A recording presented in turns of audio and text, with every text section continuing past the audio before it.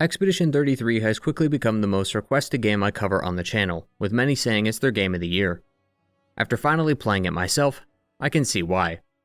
Expedition 33 is truly a masterpiece in all facets of design, but for the purposes of today's video, we'll be focusing on the story.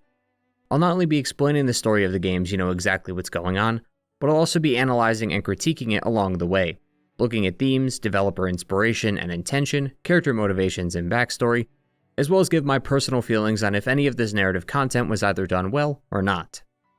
As always, like the video if you enjoy and subscribe if you're new. I cover the story of video games here on the channel. From straight to the point explanation and timeline videos to in-depth analyses and retrospectives like this one. If you'd like to support me further, you can also donate to the Patreon linked in the description. Without further ado, let's get started. Before we start though, this video is sponsored by Konami. The newest entry in the Silent Hill franchise, Silent Hill F, is set to release on September 25th of this year for PC, Xbox, and PlayStation. We'll be once more transported outside the bounds of the town as we are now headed for the country of Japan, where main character Hinoka will have to fight grotesque monsters and solve puzzles to hopefully come out alive. Leading the story is also the famed writer Ryukishio7, most well known for his work on the Umeneko and Higurashi When They Cry series. His unique style seen in both titles will easily find themselves at home in Silent Hill, which will surely make for another mind-bending tale within the series. Ryukishi himself even claimed that he wouldn't mind if Silent Hill F was the last thing he worked on. He is that satisfied with his contribution to the beloved franchise. Once again, the game releases on September 25th, so just under a month away on Xbox, PlayStation, and PC, so be sure to pick up the game for yourself using the link in the description. As always, thank you to Konami for sponsoring the video, and with that finished, let's get back to the content. Expedition 33 begins by not really telling us a whole lot, at least directly. From the brief conversations and interactions we have, we learn that the people of this city, Lumiere, are under attack from a being known as the Paintress. The Paintress sits atop her throne at the monolith, large enough to oversee the entire continent. Each year she erases the number on it, lowering it by 1. When that happens, everyone who is that age and older dies. It initially started at 100 and has been going down by 1 ever since. This event, known as the Gommage, has changed everything in Lumiere, and its effects are best seen in this intro. The event has become so consistent it's invaded the culture of Lumiere, with people gathering on this day to mourn the loss of those who will soon pass. It's also caused paintings to be met with scorn and distaste due to their similar name to the Paintress. Laid out on the roads are also pieces of furniture. Those who will die today will no longer need their belongings, so they gave away their stuff for those still alive. On this unfortunate day, those whose day will be their last are donning red and white flowers. People are encouraged to give these out to those on their gommage as a part of the festivities. Now, festivities is a word with more positive connotations, and a day signaling the death of an entire age sounds pretty grim, and it is. But it's a day that nonetheless is celebrated for lack of a better word. But as you'd expect though, an event like this is sure to be controversial. Some people actually like the Paintress and believe that it was humanity that wronged her, and that now we are simply paying the price for their crimes. Others are simply doing what they can with the time they have left, knowing that they can't escape their fate. However, some have decided to take the fight to the Paintress. They've banded together to create an expedition. This too is another example of the Gommage creating the culture of Lumiere. The day after the Gommage, the next line of expeditioners set out to sea in hopes of taking down the Paintress and stopping this cycle once and for all. And it's an event that, like the Gommage, has existed for over 67 years. And this is where we, the players, sit on that alignment, as our main character Gustave will soon join the next expedition. But for now, he's talking about the Gommage with his adopted sister Maëlle. Gustave is planning on meeting an ex-girlfriend of his, Sophie, as today is her Gommage. They haven't seen each other in over 4 years, but he felt that now, with her life coming to an end, this is the best time to talk. He's not planning on getting back together with her, he would just like to see her on her last day. Something I've come to appreciate about the dialogue and line delivery in this game is how natural it feels. This is a meeting between two people whose love for each other is still there, yet haven't seen each other in 4 years, so their conversation starts like you'd expect. You know, I'm sorry that... I miss you. You don't need to... Okay. You go. No, you... You know how I feel. I wish things had been... You know, I often think... Another path, you know, another future. Still can't finish your sentences, can you? Yep, that hasn't changed. This tension right after that line, that, I need to say something, but I don't know what to say, kind of feeling is not only incredibly relatable, It's very natural and human. It's one thing to say that they've been broken up with, but it's another thing entirely to convey that. Sophie and Gustave still have love for each other. She even requested that some of his apprentices make him an expedition uniform as a gift. This would have required training and time to make, so she clearly planned for this in advance. So despite never seeing each other for years, they were both thinking of each other the whole time. And that's what ultimately happens when you break up due to an external source. The reason they separated was over whether or not to have children. It had nothing to do with Sophie or Gustave's personality or actions, but a mere disagreement over their future. Given the reason, it's understandable why they still love each other because there was never anything wrong with them, just two people who wanted to go down two different paths in life. These are the kinds of emotions you see in this conversation, and conveying emotions is something Expedition 33 does incredibly well across the entire game. And this isn't just exclusive to Sophie and Gustave. Real sympathetic reactions to the gommage could be seen all across Lumiere. One of the first people you meet is Marie. She's shocked to see Sophie have flowers, as she assumed that she was younger, and that it wasn't her time yet. But she then expresses disappointment over Sophie not having kids. See, the number on the monolith is 34, meaning everyone alive right now is 33 and younger, and since today's the gommage, that means it will go down to 33, so that means that everyone left in Lumiere is at most 32. Sophie believed that having kids wouldn't be right, especially when they'd only get to live so long. Even though 32 is a long time, consider that as these people age up, the number goes down. So those born today would be around 16 or 17 by the time their gommage happens. This is actually a dilemma that's plagued lots of people in Lumiere, including a future party member, CL. She and her husband Pierre were debating whether to have kids, but they recognize that they have very little time to decide, as the longer they wait, the less time they get to spend with them as they get older and get closer to their gommage, while also lessening the time the child will have to live in general before their gommage. It's led some people like Sophie to realize that bringing a child into this world is pointless. That's why Sophie couldn't agree with Gustave and why they split. Gustave wanted children, but Sophie couldn't dare give them a fate as terrible as the one the people of Lumiere have. It's easy to get mad at Marie for such a claim, but I also think it's fair to sympathize with her, as today is a day filled with heightened emotions. Richard, Sophie's sewing teacher, had gotten into a fight with his son on the day of his gommage. His son wants to join the expedition when he's older, but Richard forbade him from doing so. But he realized that he was trying to impose his views on his son. As an apology, Richard crafted a uniform for him, but he can't bring himself to give it to his son as his time will soon run out. Others are connecting with their family, reuniting with those they have not connected with in some time. A few could be seen holding their loved ones, or photos of them, knowing that soon they'll be together. People are clearly frustrated with the system, but know there is no way out. For some, this causes a lot of stress. Maxime, for instance, is currently getting drunk. He has a particular hatred towards the expeditioners because they take the resources of Lumiere, only to die sometime later on in their fruitless quest. Maxime's wife had died during the gommage some time ago, and while he does still have a daughter, he only sees his wife when he looks at her. It's a constant reminder that nothing they do matters, and soon they'll all be dead. For others, though, it's almost peaceful. Raphael here is not dying today, but he does not fear the gommage like the others. He feels that having a deadline, knowing the day you're going to pass, actually lets you prioritize, something he seems to value quite highly. Some have even taken the side of the paintress or things related to her. Nicholas here still likes to paint despite its connection to the paintress, further saying that just because she's called the paintress doesn't mean painting is evil. Even Sophie wonders if the paintress is sad and stuck in her own cycle just like them. She's going to die today and yet still finds sympathy for her killer. But that's just how Sophie is. She even says herself that she lived 33 good years. It reminds me of a quote CL has later, where she talks about being happy for the time she had, not angry for the time she lost. Of course, Gustave feels the opposite. He's a glass half empty kind of guy. I don't think it's necessarily wrong to think this way. There isn't really a wrong way to think about death. Everyone copes with it in their own way. It very much parallels our own world. While not exactly one-to-one, the gommage could be seen as some kind of incurable illness. Being told you have X amount of time left to live and that your life has been cut short is a heartbreaking revelation, one I haven't gone through myself and hope to never experience. We as humans live our lives with the future in mind. Some people take their time on projects because it's assumed we'll live a long life. People like to put things off until the weekend when they have more time off work, like a big project around the house. And it's okay if it doesn't get finished during those 2 days though, because you still have the next weekend and can work on it then. It's weird how we as humans are told to live like there is no tomorrow, while simultaneously planning our futures, somehow knowing tomorrow will come, despite it not being guaranteed. But that's what makes this revelation difficult to handle. Knowing you're going to die at some point is not a terrifying feeling. It's something we as humans all know will happen to us. But when it comes knocking on your door when you least expect it, waiting to tell you that it's time, that's when death becomes scary, and that's what makes the gommage scary. As Gustave says himself, the paintress has destroyed people's futures. People can no longer dream of a future because they won't live long enough to see it. That's why he joined the expedition in the first place. He can't stand seeing people's lives be wasted because someone else believes that they should die. And that's really what this game is all about, defying fate, defying the paintress and her cycle. But that day starts tomorrow. For now, we have a period of mourning to attend to.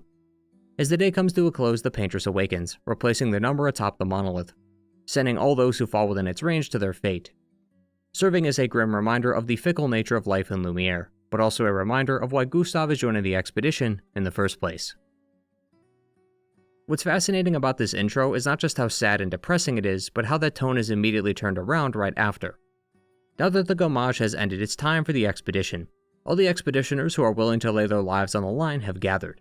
We learn from the intro that fewer and fewer people are signing up. Part of this is due to the consistent failures of the other expeditions. They've been doing expeditions for decades and no one has killed the paintress, so it makes these people think that they'll be the ones to do it. But it's also because there's just fewer people in general. As the years have gone on, more and more people are dying, and soon there won't be anyone left. It's an interesting thing that the game doesn't really call attention to.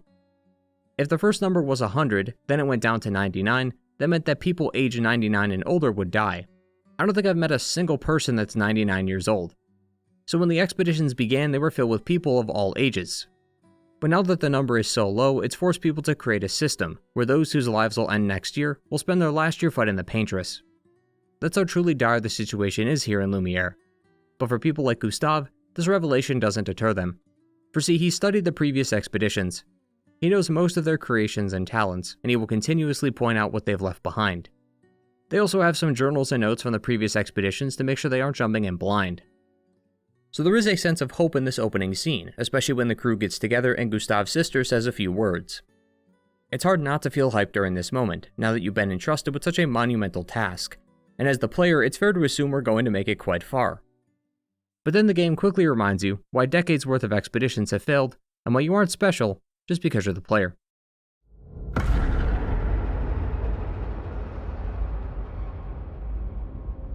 You're old. How did you survive the gommage? Which expedition are you from?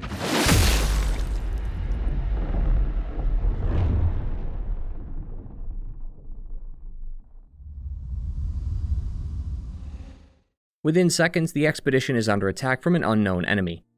As Gustave scrambles around looking for cover, all of his teammates are being taken or killed one by one until it is just him. After awaking from what one could easily describe as a nightmare, he stumbles upon an even worse sight. Covered in blood that may or may not even be his, he finds himself in a nearby cave filled with dead expeditioners. Unfortunately, the devs never added the numbers onto their armband, so we can never know what expedition they're from. But it's clear that many of them died here. Most of them very well could be our allies. As he walks closer, he finds Catherine. Last night he was sharing drinks with her, and now she's dead. Seeing no other way out and having lost all hope, Gustave almost kills himself. If not for Lune interrupting him, he would have become one with the pile. This moment always stuck out to me. Gustave has so far been optimistic about their cause. He's dedicated to the cause and knows that he will be a part of the expedition that brings down the paintress. He studied the previous expeditions, his current team has the knowledge that the past teams have accumulated, and they have his Lumina converter, which I'll circle back around to explaining later. All of this confidence, only to completely abandon it immediately upon feeling the gravity of their situation. As a whole, Expedition 33 has one of the best intros I've ever played. Earlier I mentioned that this game had become the most recommended game I play on the channel. Some may not know though that I did play this game before this video. When the game launched, I played through this intro just so I could see the setup. I planned on playing this short section now and then returning to it later over the coming weeks. But weeks had turned into months. I had many videos to make during that time, and I still haven't exactly found a way to manage my time outside of spending every waking minute I have making videos.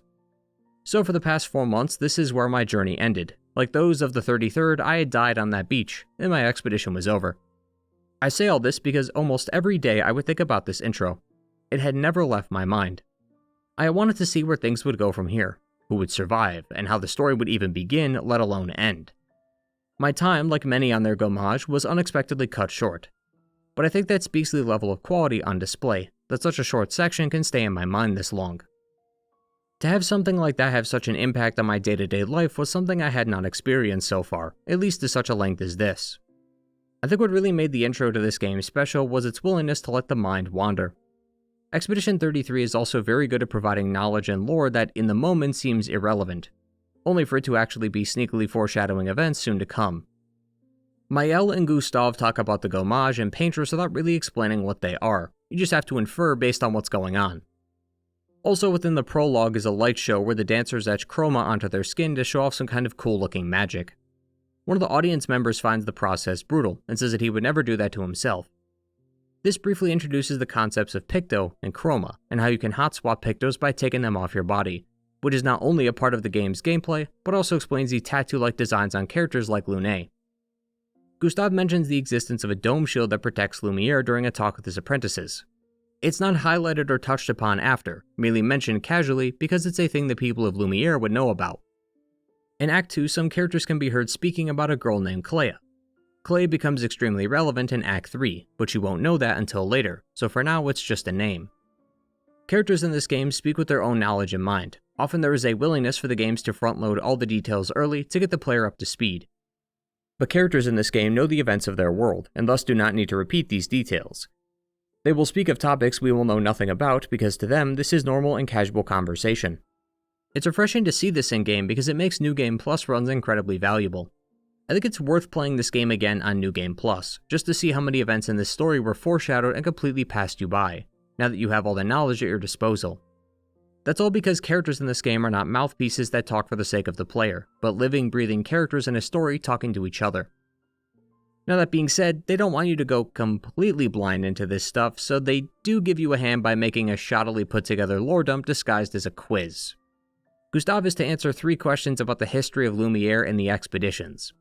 Through this, the player learns that the expedition started 67 years ago when the first number was 100. The first expedition was called Expedition 0 as they didn't count down as they do now, and there was an event known as the Fracture that broke Lumiere in half and sent this part of the city into the ocean. This fracture is also what brought the arrival of the Paintress and the Monolith.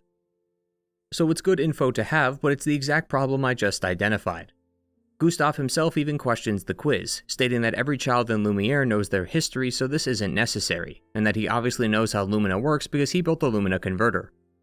The quiz was not meant for Gustave, only the player, which is why its inclusion feels rather strange when sat beside the rest of the dialogue. However, just because you aren't batting 1,000 doesn't mean you suck, and this being included really isn't that big of a deal in the grand scheme of things. As besides all that, the real beauty of the prologue is the setup of the plot and the city of Lumiere. We can also see where some of the devs got their influence from and how they chose to apply that to their story. The cities and people of Lumiere give off a very French vibe, as the town is based on the Belle Epoque era. Now, I've already gone over that era of France in my previous video on Lies of P, so I'll spare you the details. But the long and short of it was that it was a prosperous time for France. The devs for Lies of P, NeoWiz, stated that the reason they chose this era for their game was because it was an underrepresented time period in video games. This is the same reason Sandfall chose this era as well. The difference being that Sandfall is a French studio, with many of the devs being French themselves, so that old history and lived experience comes out in Lumiere. And their French background also led to the inspiration behind the game's story. Co-founder and lead programmer Tom Guilleram talked with the team behind Unreal Engine. Expedition 33 was made in Unreal Engine 5, so most of their talk was about the technical side of the game. But towards the bottom he references a book titled The Horde of the Counterwind. Stop me if you've heard this one before. The story goes that there's a deafening wind that is causing harm to the people. The groups of people, called hordes, have been chosen to climb windwards to find the mysterious source of wind. Over the past 800 years, 33 hordes have tried and failed. The fate of the people now lies in the hands of the 34th horde, as they may very well be the last horde. Sounds a lot like Expedition 33, right? What's even more interesting is that the book actually counts downwards. Instead of starting at page 1, the book starts on chapter 19, page 520, and counts down. Unfortunately, anyone not French is going to have a hard time reading the book, as it's never been translated into English.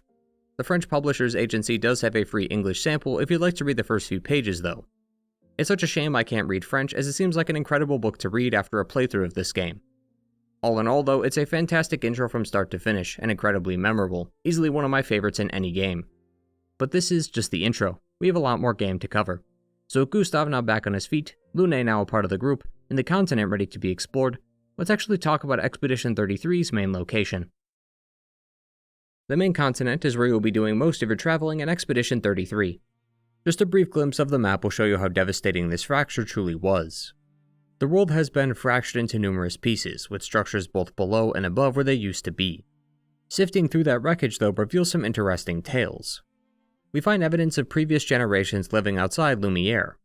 The Flying Waters has a few homes in it that look like they belong in Lumiere, along with signs and newspapers that say the word Lumiere on it. To the north is a place called Visages, and one of the merchants here mentions how humans used to live here before the fracture.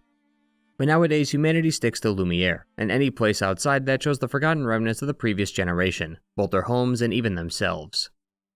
But even then there's beauty to be found amongst the dead.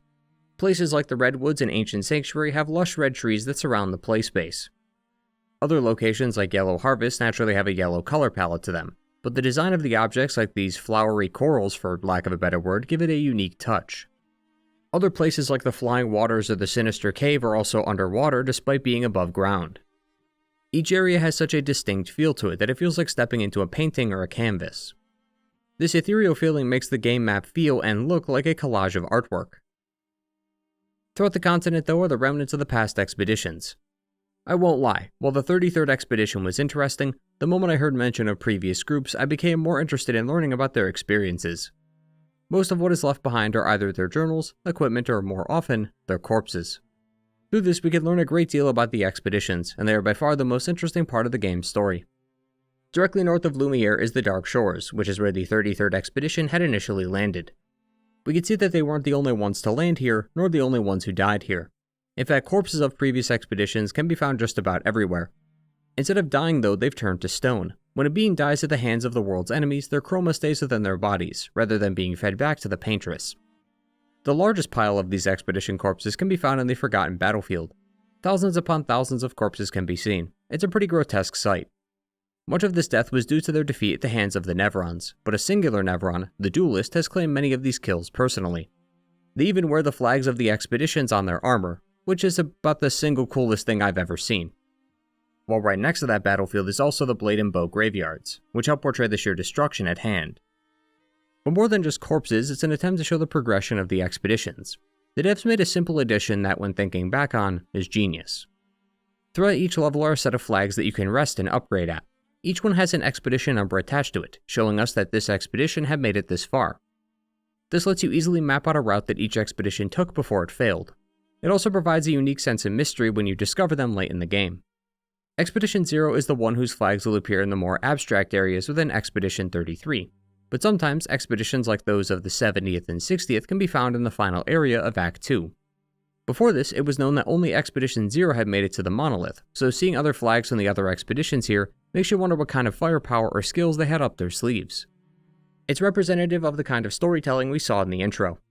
The game is only willing to give you a small piece of the story now, so that you can ask questions and wonder what the answer is, before eventually providing the answer you desire later in the game. Something else interesting about the expeditions is how they each tried something different. Making small adjustments was not going to work. Each team needed to bring something unique to the table. Expedition 78 took airships, which removed the need to go across the water. But evidence of their ships can be found near the Stone Wave Cliffs, so they may have crashed at some point. Expedition 40 seems to have built off this, as they took individual gliders, but after 2 crashed into the barrier to the north and gomaged away, they were left with very few options. Expedition 50 tried to use a Ferris wheel and got as far as the 78s, before being attacked by a serpent within the sea.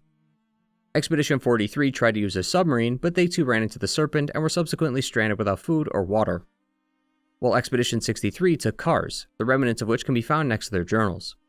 Expedition 55 had tried to use music instead of weapons, but not every Nevron has ears, so they weren't as effective. And Expedition 64 tried to use radios to communicate with each other, but it seems like someone, likely the white-haired man, had found their codes and is using the radios against them. Other journals provide later expeditions with specific knowledge.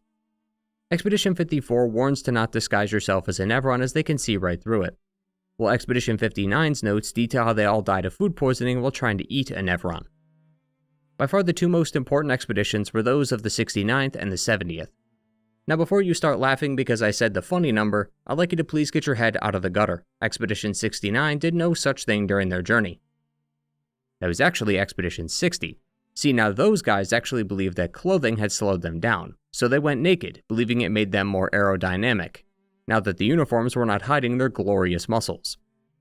Hilariously, not only did they make it to the final area of the game, which is right before the Paintress, but one of the men went back to Lumiere to warn the people, and he would have made it had it not been for the gommage. So maybe there was some truth to their claims. Maybe bare muscles will save the world. All joking aside, Expedition 69 set up the various handholds throughout the levels, and Expedition 70 set up the grapple points. Much of this equipment can be seen in the final level, so they made it extremely far. I feel like you can be of two minds on this. You could be a glass-half-full kind of person, and see how easy it was for the early expeditions to make it to the monolith, proving that Lumiere was really close to winning even decades ago. You could also look at it from another perspective, where 40 years ago the continent was already mapped out, and yet despite numerous groups getting that far, no one has defeated the Paintress. Regardless of how you take the news, what it's trying to showcase is the theme that the expeditions were based on, that each one will lay the path for those who come after.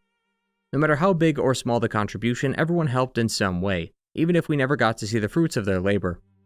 There's an underlying theme of sacrifice that permeates each word of their journal. It's both heartbreaking and yet inspiring in a weird way. Expedition 35 died together in the Falling Leaves area. They were outsmarted by a Nevron, but as a last-ditch effort, they managed to use their bodies to create a literal bridge to get across the small gap. Now, this bridge does nothing but give you access to a chromatic Nevron, but even in their final moments, they are willing to use their own bodies as the literal road. The 35s did not go down without a fight, and they made sure that they were useful until the very end, and there is something oddly inspiring about that. But not every expedition provided us with knowledge. A significant portion of these journals are just people chatting about loved ones, asking questions about life, or just simply chatting. And these might be the most interesting journals of all. Constantine of the 54th expedition talks about how life is like a social contract, something you're born into that is predetermined and without your consent. He goes on to say how Lumiere is like this as well, where questioning the Council of Lumiere will make the Council question you, further saying that if you push too hard against the status quo, then you might be on the next expedition. This provides an interesting look into Lumiere's social structure, and how dissenters are brought along with the expeditions with the intent that they will either succeed or die, with either being a preferred outcome. We don't hear much about the politics and society of Lumiere outside the gommage, so it's great to hear more about it. As for others, the 53rd's journal is from a Lilu, who talks about her friend Dominique, and how she's been in a coma for 2 weeks due to her injuries. As a last resort, assuming she can't wake up, they'll provide her with a painless way out. The 51st, written by Theobald, discusses how he's glad to have met his fellow expeditioners. He and them have had a deep bond with each other, deeper than blood or love, the kind of bond that you get by being with a group of people who are in similar circumstances to you. Ending by saying that life is not easy, but we have each other. Isabel of the 36th wrote a poem in her journal. LAube of the 37th abandoned the others knowing that the expedition was doomed, and used this extra time to try and complete one of the Gestral beach games. And Genevieve of the 38th talks about burying a friend of hers, and how even though the gommage is soon to come, she'll at least be with someone named Pierre until the very end. These journals are fascinating to me. The expeditions were founded on the principle of laying the path forward. These journals provide future expeditions with resources so that they could accumulate knowledge easier. Yet some of these people decided in their last moments, rather than share all they learned no matter how big or small, they insisted on using this time to reflect. While you can collect a few dozen of these journals across the game, you can only find one journal per expedition, so this is the last remaining piece of their legacy, the only proof we have that they even existed in the first place. And yet, they decided to make this final note their legacy. It represents a major feeling that exists across these journals. Reading each one can provoke many feelings: sadness, laughter, happiness, but through all of them was this underlying feeling of humanity within them. Expedition 62 and 41 made games out of their killings, rewarding points for each Nevron killed. Expedition 47 was humorously called the Drunken Brigade, as they often found themselves doing their best work after drinking a few. This is why I found these journals to be some of the best moments in this game. Every one of these journals feels so human, as each journal perfectly showcases the uniqueness of humanity. That we would make up games to keep ourselves entertained, or drink until we can't see straight, or just take the time during this mission to reflect on the time of the journey so far. These are all very human decisions. This is also due in part to each journal being signed by someone of the expedition, who also voices over the words. This humanizes these characters, making them feel like real people. It makes you feel for the people you read about, laugh when you hear about the expedition that went naked, feel sad when many of them died in less triumphant ways, knowing that they didn't contribute anything that could aid future expeditions. That's why my excitement of finding the next journal never got old. I also really appreciate the attempt to add some flavor to these journals. We know what their fates ultimately were, so it's hard to craft a story like this when you already know the ending. But the sheer originality in each journal is what kept me coming back for more. I wanted to see what wacky adventure, grave misfortune, or legacy-defining mystery they uncovered. And the team over at Sandfall continued to push the envelope with these stories, never willing to create a similar tale. Each expedition will go about its journey in different ways due to its resources, equipment, and knowledge, so it's fair to expect its demises to also be original. I do think it would have been cool to see a few of these journals build off the game's intent by using tips the player can actually use. As stated before, these journals are meant to establish the game's theme of building off the previous expeditions by walking the ground they tread and then laying the path for the next. And as great as it is to learn that Nevrons cannot be eaten or that running stark naked has its benefits, I think some tips that could actually benefit the player would have been interesting too. Instead of making it a tip during battle, maybe make a journal telling us that each enemy has a weak spot that could be hit to do massive damage. Something like that I think would have gone a long way, but I hardly say that the game's current implementation of these journals detracts from the message. Quite the opposite. But as we know, humanity used to live in a much larger Lumiere until it was broken apart by the fracture.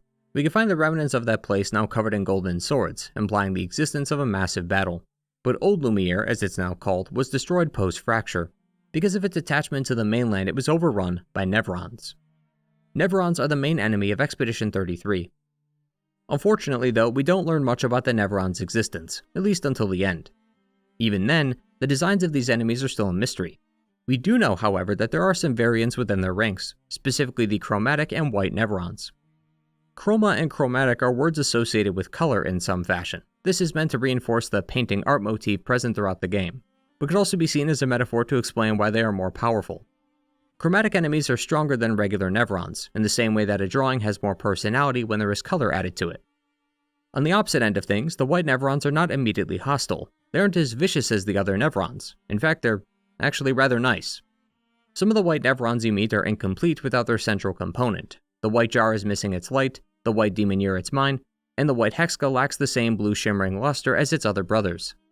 All three seem to be confused or question why they were made differently, and if they've done something to anger their creator. Others are simply expressing free will, such as the dancers who are willing to teach Lune how to dance elegantly, or the others who are questioning their own purposes. One is contemplating the meanings of grief in life, wondering if minds created by man could be considered false, implying that they were created and thus are not false, merely different. Another wants to use its instrument for peace, questioning why its music was designed to kill. While this one simply wanted to understand its other brethren and their incessant need to fight and kill something, a feeling it does not hold within itself. As you can see, all of them are grappling with their existence and their consciousness, a lot differently compared to the other Nevrons. They recognize something is wrong and they're not sure what to do about it. We learn through conversation though that the white Nevrons are actually considered defective. They're more akin to rough drafts or failed attempts, if you will. And that Blanchet, another white Nevron, was tasked with taking them out, but it can't bring itself to do it. The Nevron's creator is a perfectionist in some ways, unwilling to show off her failures and particularly unnerved at renditions of her. She sees these Nevrons as failures, and because they highlight her failures, they were to be killed. But Blanchet couldn't kill his brethren simply for being different. But assuming you spared them, you can help the Nevrons get back on their feet and show them that they don't need to be killed just because they're flawed, and that their creator is wrong for assuming they should be killed just because they're different. The white Nevrons provide a rather unique look into this assumed-to-be thoughtless species. We never get the chance to talk to any of them outside of these few moments, so you could assume that they are mindless creatures akin to wild animals. But they do seem to display some level of humanity, although it's clear that this was never the intended function. So it makes you wonder why they were designed to be thoughtless and subservient in the first place. But the answer to that question will have to come later. But the Nevrons aren't the only species in this world. Two more species also live amongst the Nevrons and the humans, those being the Gestrals and the Grandis. The Grandis used to live on a giant mountain that stretched far above the heavens and was extremely cold. So cold in fact that they considered this frigid train station to be rather warm by comparison. The Grandis used to belong to 3 different tribes, and they're known for their artistry. Sometimes these tribes would get together and do battle in the ways of the word. They called these the oratory games, where 2 contestants would do battle and demonstrate their mastery of words. You can even participate in one here at the station. You are to make a rhyme that matches that of what the Grandis says, while also making it elegant, although the game becomes quite easy when you learn that the answer with a comma is the one that always wins. Nevertheless, this shows us that the Grandis preferred to handle their disputes amicably and with sophistication. The oratory games could then be likened to the Olympics in a way. The Grandis mentioned how it wasn't just simply about the competition, but also about coming together and celebrating. Same as we humans always celebrate the Olympics. We all represent and cheer on our respective countries, but these are the moments of bonding and celebration that come from a competition that pits all of humanity against each other. But ever since the Nevrons came and attacked their land, they've been forced to abandon their homes. The structure of the three tribes has also disappeared, now that there are barely any of them left. So the Grandis only has one tribe now, filled with the remnants of those who are still around post-fracture. The oratory games no longer exist in the way they used to be, but smaller competitions between a few Grandis still exist amongst those still left. A great example of how the spirit of the Grandis still lives on despite the hardships they've faced. But the presence of the Nevrons remains a consistent problem for those still alive. Because of this, they needed to use force against the Nevrons, something they are obviously against. However, as one Grandis says, in terms of the wrongs of deception and violence, they chose the lesser evil. So they used the art of misdirection through the application of sound to ward off the Nevrons from entering their home. So they seem to be a peaceful sort, possibly even pacifists, who'd rather cradle than strangle, to care and caress rather than to kill, beings who'd prefer to not stoop to the lows of violence and death. The same cannot be said for the Gestrals, however. They cannot go 2 minutes without fighting. In fact, they consider fighting to be a very relaxing activity. The Gestrals primarily reside in the Gestral village, although back before the fracture they used to have villages everywhere. The main village has an arena, both of which are run by Golgra, the lead chef of the village. Some Gestrals didn't like the arena, however, and started creating their own. There are a few back alley arenas like this one tucked away near some rocks, although Golgra has insisted that these be stopped. Many of the other Gestrals you come across like Noko here became merchants. They sell a variety of goods, but the top shelf stuff can only be sold to you if you prove your worthiness in battle. Defeat the merchant in one-on-one combat, and you'll be rewarded with rare gear. The only Gestrals who don't seem immediately interested in throwing a haymaker at you are the Searchers. After the fracture, many of the children of the Gestrals were lost, stranded somewhere out in the continent. Searchers were tasked with finding these children and bringing them back. Some Gestrals have tried to do more than just fighting, but they seem to just circle back around to it every time. One Gestral is seen doing palm readings, who deduces that he senses lots of fighting in his future, or how the theatrical performance mainly involves them fighting each other. They even took up jousting because they believe regular fighting was getting too boring. Although they do have this guy. This guy rocks. But in all seriousness, the name Gestral likely stems from the art of gestural painting. Sometimes called action painting, it's a style that emphasizes movement. This could be something like splattering a bit of paint or pressing the brush deep into the canvas. It could also be a bit more elegant if the artist wants to incorporate a fluid swipe of the brush. To put it simply, it's the act of applying the gestures of the paintbrush to the canvas. Very much related to our Gestrals and their taste for fighting. I mean, they even look like paintbrushes with wooden bodies and bristles for hair. But their willingness to throw themselves headlong into danger without consequence is due to death being of little consequence to them. When a Gestral dies, they're placed into an urn and put somewhere around their land as they await their turn in the queue. Once it's their turn, they're placed into the sacred river and reborn again. They also use chroma as a part of this rebirthing process, although it's unclear what use it provides. It's revealed that it was their creator who gifted them this divine power. Their creator believed that they should be able to experience the joys of new beginnings. While the rebirthing process does cause the Gestral to lose their memories, thus making it seem like a rather negative affair, for the Gestral being revived, this allows them to reset back to square one. If you're not pleased with your life or simply want to try again, the Sacred River can let them experience that. It's just like starting a new game. Maybe you screwed up their stats or wasted your skill points. Well, a quick trip back downriver can start you right back at the beginning on a fresh new save. Or if we're to stick with the underlying themes here, it's like painting on a new canvas. Starting fresh means you're no longer bound by your previous choices. Maybe you colored something in, but now you realize that it doesn't fit with the rest of the composition. Mistakes happen, and now with a blank canvas you can start again. Who knows, maybe you'll fix your mistake on the next go-around, or maybe the emptiness of the canvas has now opened your mind, giving you more ideas to try that you couldn't see otherwise. Even better, because they've lost their memories, previous experiences can now be re-experienced. So the Gestrals can relive the same moments that brought them happiness in a previous life in this one. Such as this Gestral who gets to see the beauty of the village again, as he's only 6 hours old and just got back from the Sacred River. Speaking about the Gestrals though also segues me into an interesting observation about the game, and it has to do with this game's title. Clair Obscur is related to the French term chiaroscuro. I'm certain I've said that wrong. The words clair and obscure are meant to mean light and dark, while chiaroscuro is an artistic technique where dark and light colors contrast enough to create some kind of dramatic effect. This is most often, although not always, seen in art featuring a brightly lit figure standing in front of a completely black background. Although sometimes that darkness can hide other parts of the portrait, or create something sinister through its lack of light. Contrast is key to this style, and I feel like this was applied to the game as well. The game's sun is frequently seen being eclipsed, creating that contrasting effect, while the Gestrals and Grandis contrast each other in ideology. But the one thing they do share is how welcoming they are to humans. We learned that before the fracture, the Grandis and Gestrals used to live in harmony with the humans. It's reported that Grandis and human children used to play together, such as on this carousel. Minoko also helps the Grandis fend off Nevrons by acting as their protector. They even gifted him a bell that hurts the ears of the Nevrons, making his job easier.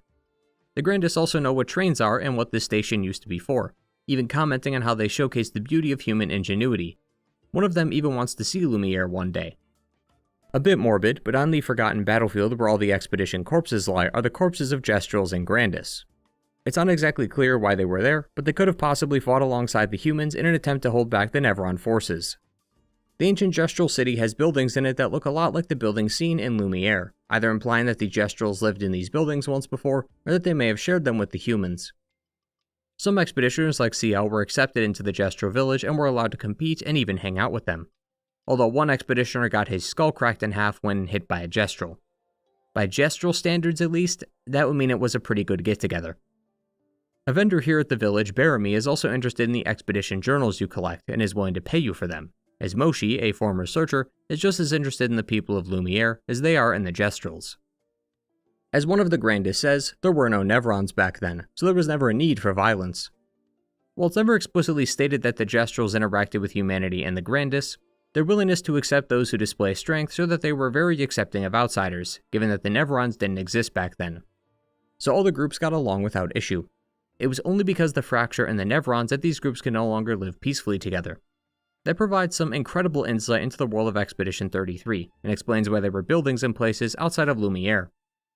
Humans did settle in these places for a time and likely interacted with the Gestrals and Grandis quite frequently, until the fracture both fractured their homes and their relationships. It's actually something the narrative lead wanted to explore from the onset. In an interview with The Gamer, narrative lead Jennifer Svedberg stated that she didn't want the story to be cut and dry or right versus wrong. Quote, "In terms of antagonist, that's also something that I think depends on the perspective of the player and how you think about the world and what you value. Another philosophical point that Guillaume and I sort of said early on was that this was not about good versus evil. This is about a world where people genuinely care about each other, and conflicts arise because they have different perspectives on what needs to be done." I love that line where she says, "This is a world where people care about each other." It's sad to see the remnants of this world and to know that in a shocking turn of events, all the species intermingled and got along. It provides an interesting twist that not many games tend to take. Usually there is a tension or conflict between species, which usually makes the party's task more difficult by impeding their progress.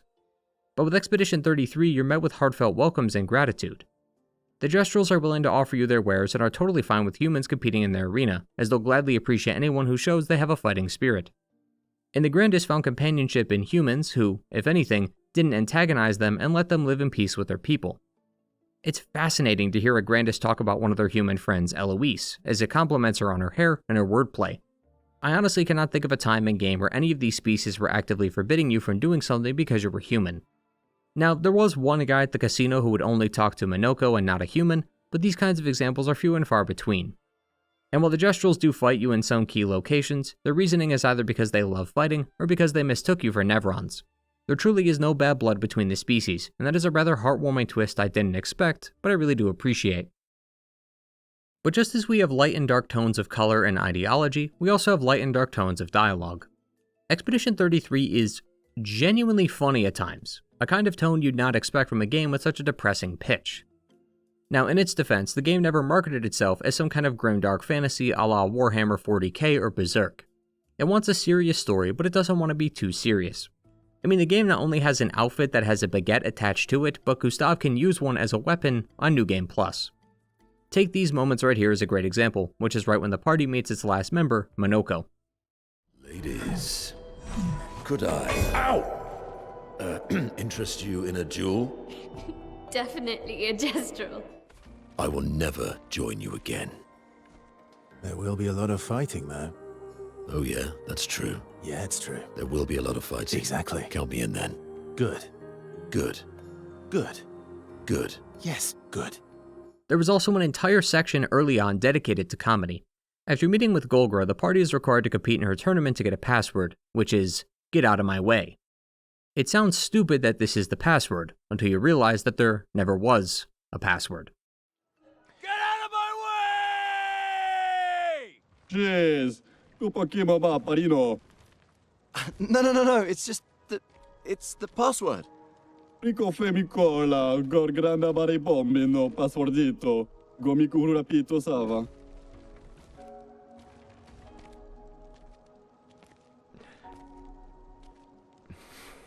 Look, I am very sorry. It's just that Golgra told us that's the password, and Come on, it's a Gestral. He'll have forgotten in about a minute. This password lets them meet with Esquier, who they need to help them get across the sea. But he can't get them across until he gets one of his rocks. But Flory was stolen by my arch nemesis, the one whose every step shakes the foundation of the world, the one known as Francois. Okay. Let me guess, Francois is located deep in Nevron-infested territory, right? Oh no, he's right next door, over there. Oh. Francois is my neighbor. To cap off the area, you then have to meet with Francois and get Flory back. Who dares enter my lair? You can't just walk into someone's home without knocking. That is incredibly rude. Are you Francois? He's just a talking rock. Wait, I thought Flory was the rock. A rock? I am not a rock. Do you have rocks for eyes? You certainly have rocks for brains. I am clearly a turtle. Esquier! Stop sending hooligans over here! Stop being a meanie. They're nice humans. Then keep them on your side of the caves! Now get off my lawn! It's okay. We'll leave. We're just here for Flory. So, not only are you intruding, you're here to steal? Oh my word! Humans! Well, over my dead body! Rah!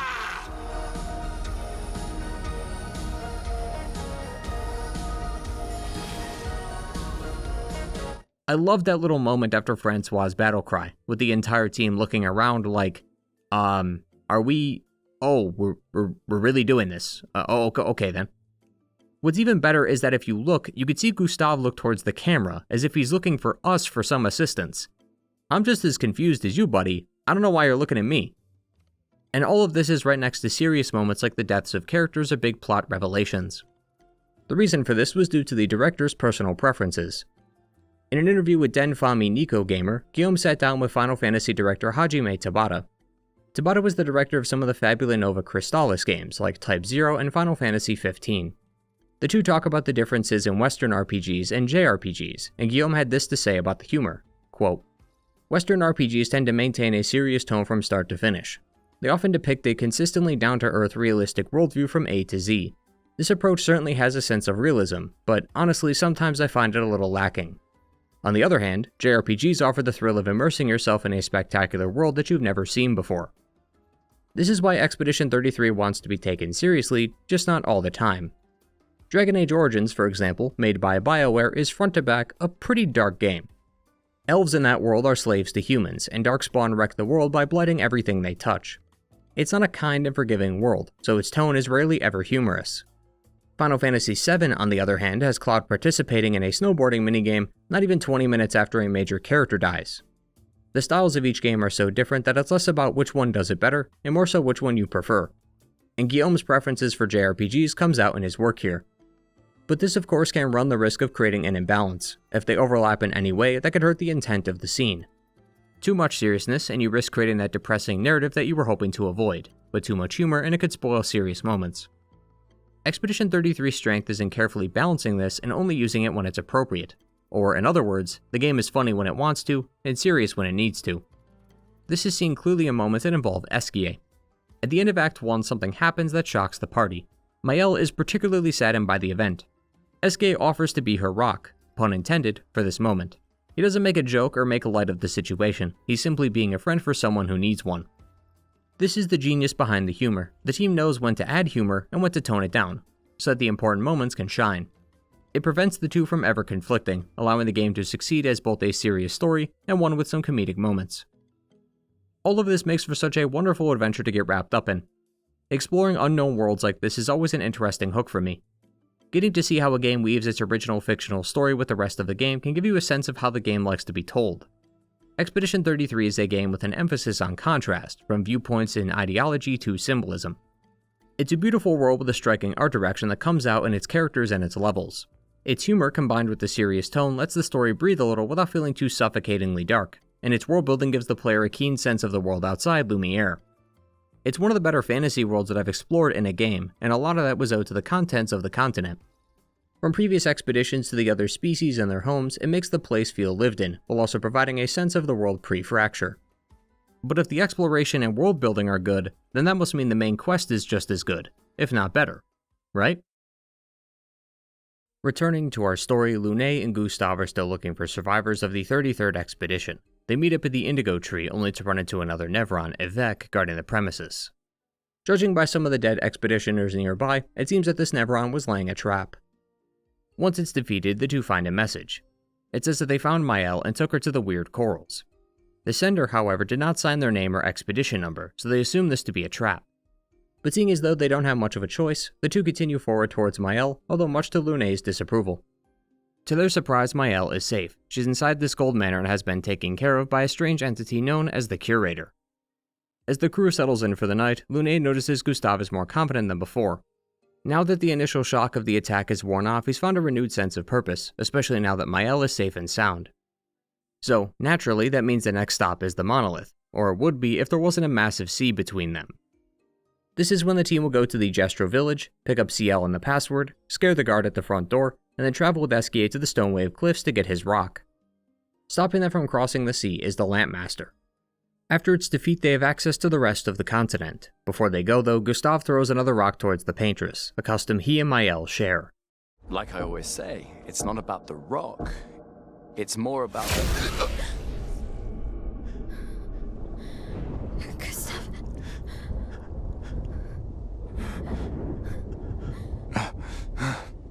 Run.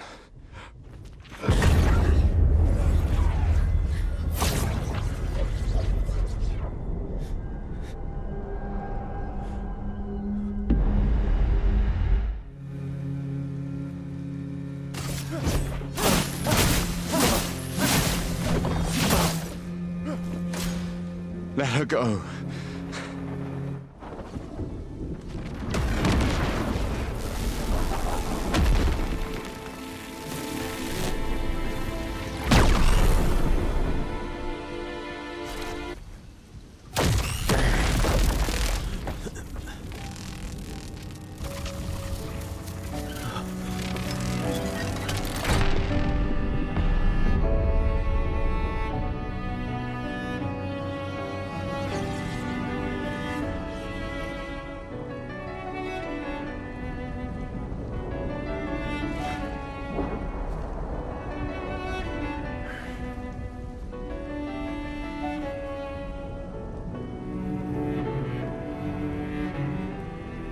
For those who come after. Right? No. You promised!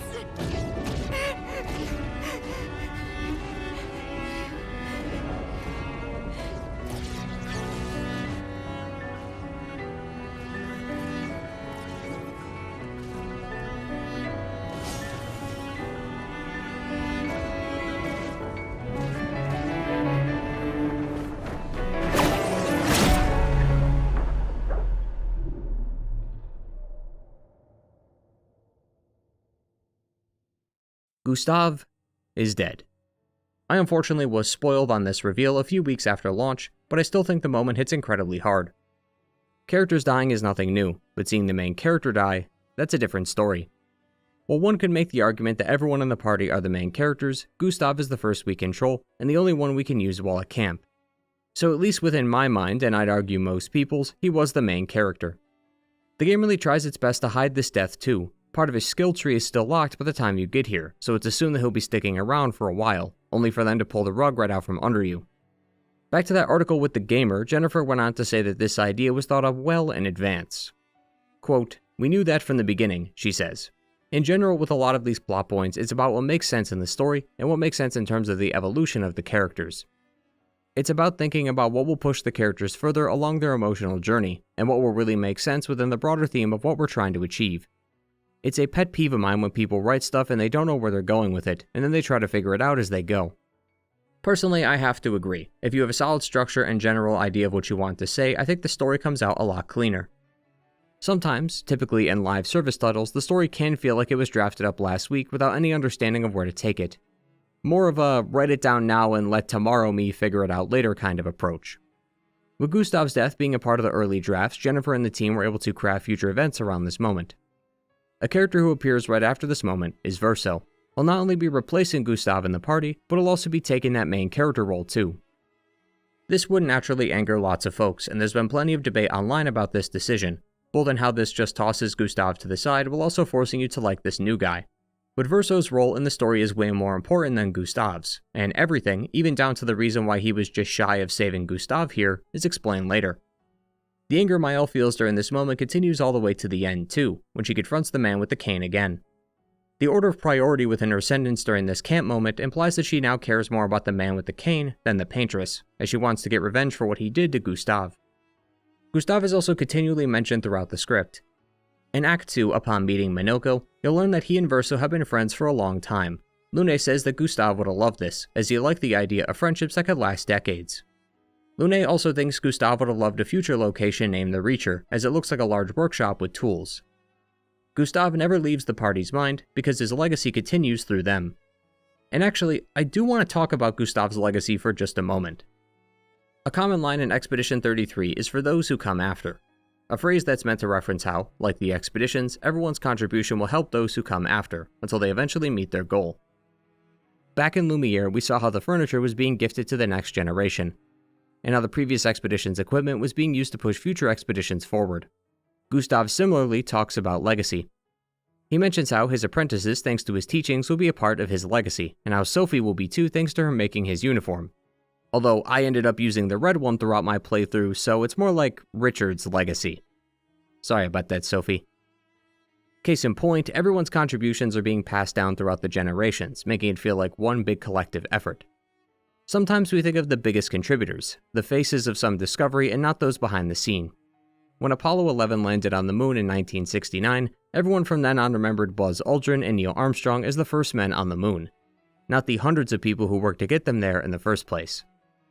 A few weeks ago, Michael, owner of the YouTube channel Vsauce, made a video titled All the Ghosts You Will Be.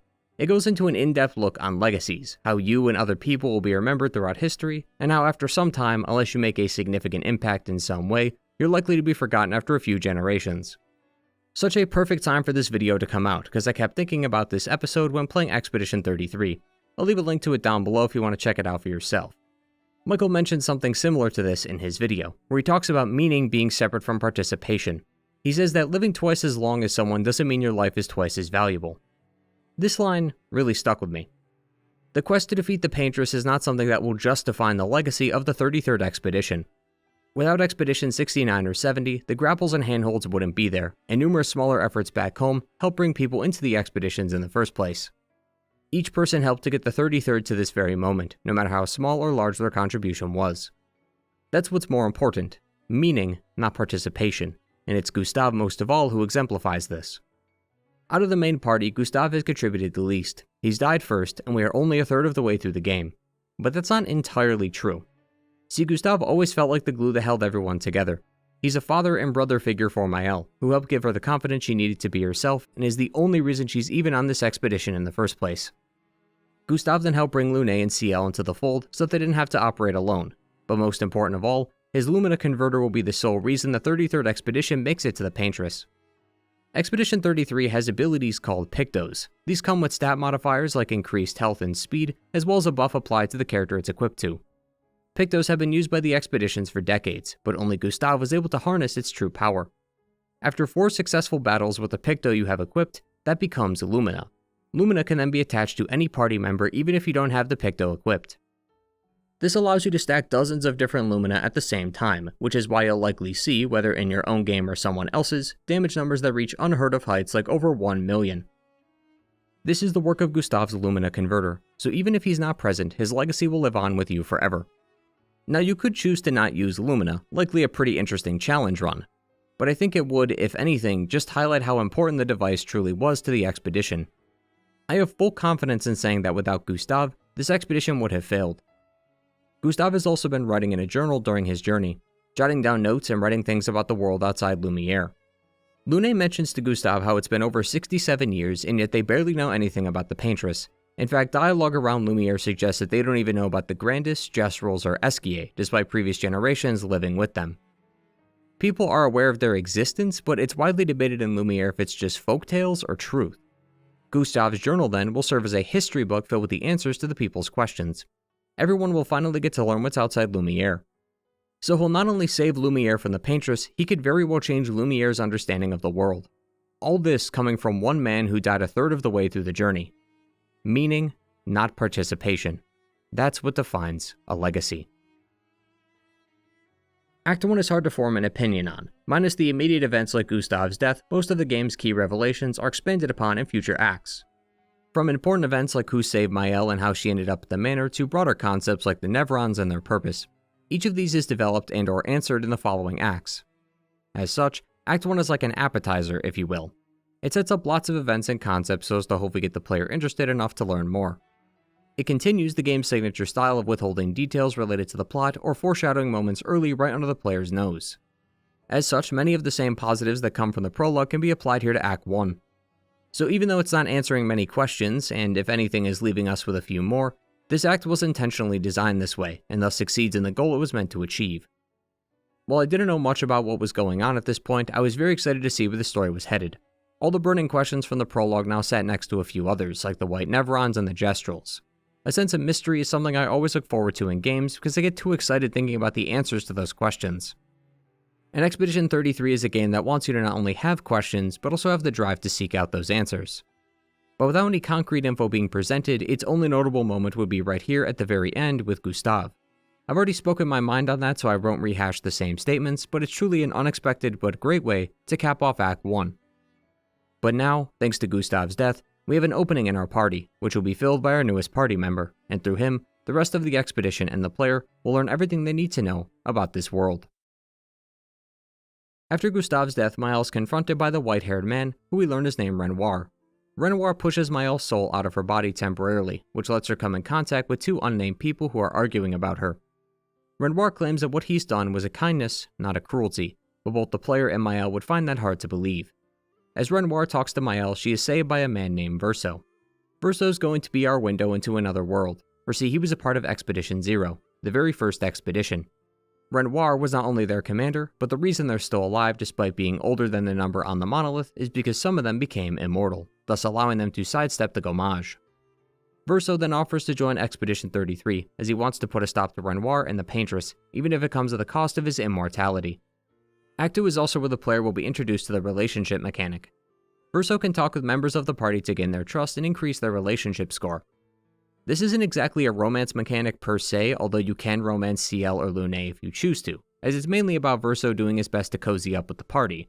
Or at least some of them, as he is already friends with Minoko and Esquier.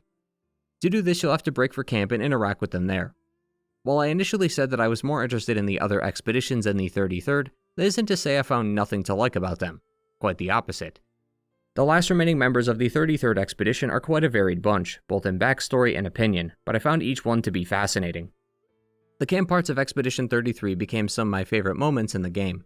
Outside the mood and the incredible view of the monolith, this camp provides the player and the party a chance to unwind and prepare for the road ahead. Most dialogue outside camp is about the mission, so these allow the player to unravel the mystery behind the party.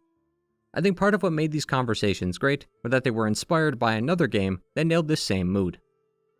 Back to that interview with Guillaume and Tabata, Guillaume first started by praising Final Fantasy XV, so already he gets a pass in my book. But he goes on to say that some of his favorite moments from that game were when the main characters were talking in the car or just having a conversation. Final Fantasy XV took a different approach to its story. Instead of having a ragtag group of people who joined by circumstance, 15 had a 4-man party who were already well acquainted with each other. The brotherhood and the bond these boys share were clear as day when playing, and this comes out in a lot of their chats. At different times throughout the game, Noctis would do missions or have solo chats with one of the boys, and I'll never forget that final campfire talk that they have. These personal moments where the party can unwind and be more open with each other reminds me of conversations seen in Expedition 33. Even as far back as Act 1 with Gustave, the camp provides moments of laughter and comfort not seen during the main quest. Many of the characters can be seen talking with each other, sometimes about their problems, sometimes just things on their mind. Even when they're talking about things of grave importance, they still find time to have a laugh and connect. The best part of RPGs, in my opinion, are the camps. Being able to unwind and relax with the companions who come on this journey with you is something I always look forward to in any RPG. Whether that be Mass Effect, Baldur's Gate, or Dragon Age, these homes away from home give you a chance to learn to interact more with your companions in a more comforting environment, simultaneously growing your knowledge of their life and your bond that you share with them. Although naturally each character starts off reserved, often asking Verso to give up something in return if they're going to share more personal info, but by the end they become a lot more comfortable with him. Lune is the first party member you'll meet, and you can tell from her bitter attitude that she's not one to converse about meaningless topics. Lune is always focused on the mission. She wants to carry on with her objective rather than find a place to bury Gustave. During the prologue, instead of drinking and celebrating, she was working on tracking the landing zone of Expedition 0. When questioning whether to leave and find Mael, Lune fell back on the expedition protocol, which was to regroup and wait there. She's very driven, but her sole focus has been entirely on the mission. A lot of this was due to her childhood. Lune's parents were part of the 46th expedition. They were quite talented in their own right and also dedicated to taking down the Paintress. Lune had then inherited a lot of that belief. They made sure their daughter was trained and ready to fight the Paintress, same as them. But Lune also had a love for music as seen in the prologue, but she was never given much time to enjoy recreational things. She believes that she was born to be nothing more than a backup plan. Even her parents' final words left behind in their expedition journal mentions how her mother is at peace, for Lune will finish their work. Lune struggled with this as she was given no chance to explore the world on her own. In a world with such a limited time given to you, it's a shame that she was forced to partake in something against her will. The day Lune met Ciel was the day Ciel's parents were gommaged. They both found each other in the Crooked Tower, a place they assumed only they knew about. They each comforted each other back then, but afterwards they grew distant. Lune never reached out to Ciel again. She says this is because of her duty to her parents. They were counting on her to finish where they failed, so she couldn't afford distractions. Ciel naturally responded by saying that friends are not distractions, something Lune knows now but didn't know back then. And yet, her parents are gone. They died over a decade ago. So what's stopping her? Verso asks why she bothers continuing their legacy if she doesn't want to do it. To which she realizes that the voices in her head that she assumed to be her parents aren't theirs, but hers. She isn't being told what to do anymore. This voice is hers, meaning she does have a passion for the expedition and she does want to take down the Paintress. But this time she's the one telling herself to do it, not her parents. And we can see firsthand the passion she has for this, as she is utterly obsessed with all the new things this world has to offer. She was extremely excited to meet Esquier and the Gestrals, and immediately begins asking questions about Verso's immortality. Mysterious wonders fascinate her, and what could be more fascinating than a world that has been unrecorded for decades? She knows next to nothing about this world, but now she'll be able to experience these wonders firsthand. Upon realizing this, she takes some time to herself. You can initially spot Lune writing in the expedition's journals, so that they have something to leave behind if they die, but now she's composing a song. She realizes that she's wasting their last few months being selfish, instead of working hard towards their goal, but she's never been given a chance to be selfish, so she's taking it. Lune is finally doing something she wants to do, regardless of what people think, and that's a really great way to cap off her story. Ciel was found later at the Gestral Arena, which you'll recall is where she would have likely stayed until she gommaged. Abandoning the mission this early instead of carrying on even if alone is a rather strange decision, but one that does make sense when you get to know her, because long ago she had met a man named Pierre who eventually became her husband.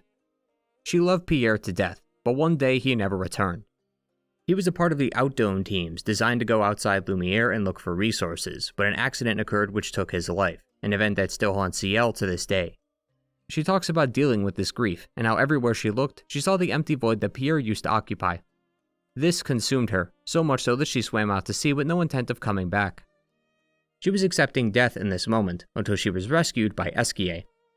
That's why he calls her his terrible swimmer friend when they first meet. Esquier was a being who was created by his creator to come to people in their darkest time, and so when he had heard Ciel's cries, he saved her.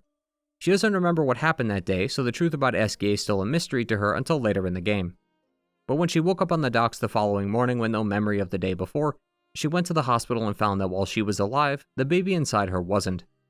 It's another layer of grief that she is still processing, and has also given her a fear of water. But through it all, she's continued to remain optimistic. I've always felt that hardship could bring out the best in people, as the only way to go when you hit rock bottom is up. Those with a good moral compass develop a level of empathy from these hardships, and that's what happened with CL. She's incredibly optimistic, always willing to look on the bright side and never give in to fear. Part of this is due to her contentment with death.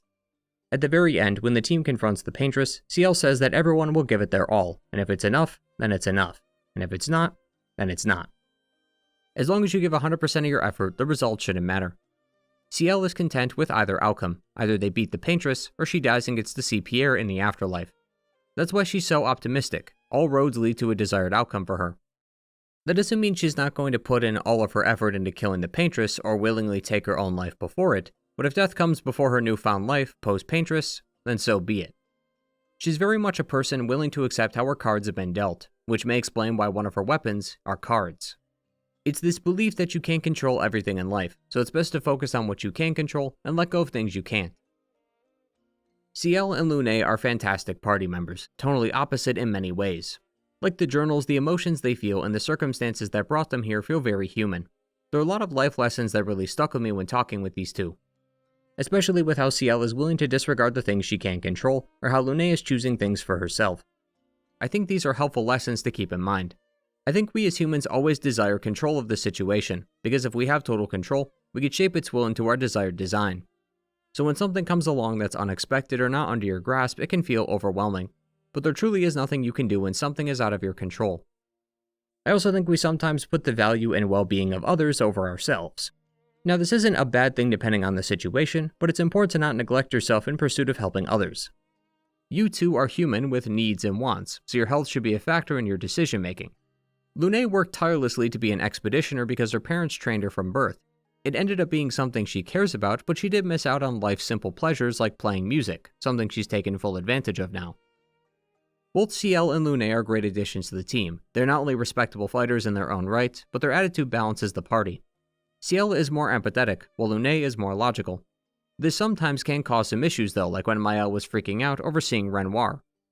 And the first thing Lune asks is to tell her everything so that they could write it down, whereas CL would prefer if they just gave Maëlle some space, so she's clearly in a lot of shock. But they never argue or create unnecessary drama within the party because they know what the end goal is. They just go about things differently, and that balance is critical in keeping the party steady. And we'll be seeing a hell of a lot more of this when we talk about Verso. As I mentioned earlier, Verso is the one to replace Gustave and thus has already met with many scornful eyes from both the player and the party. What doesn't help Verso's case is that he is a pathological liar.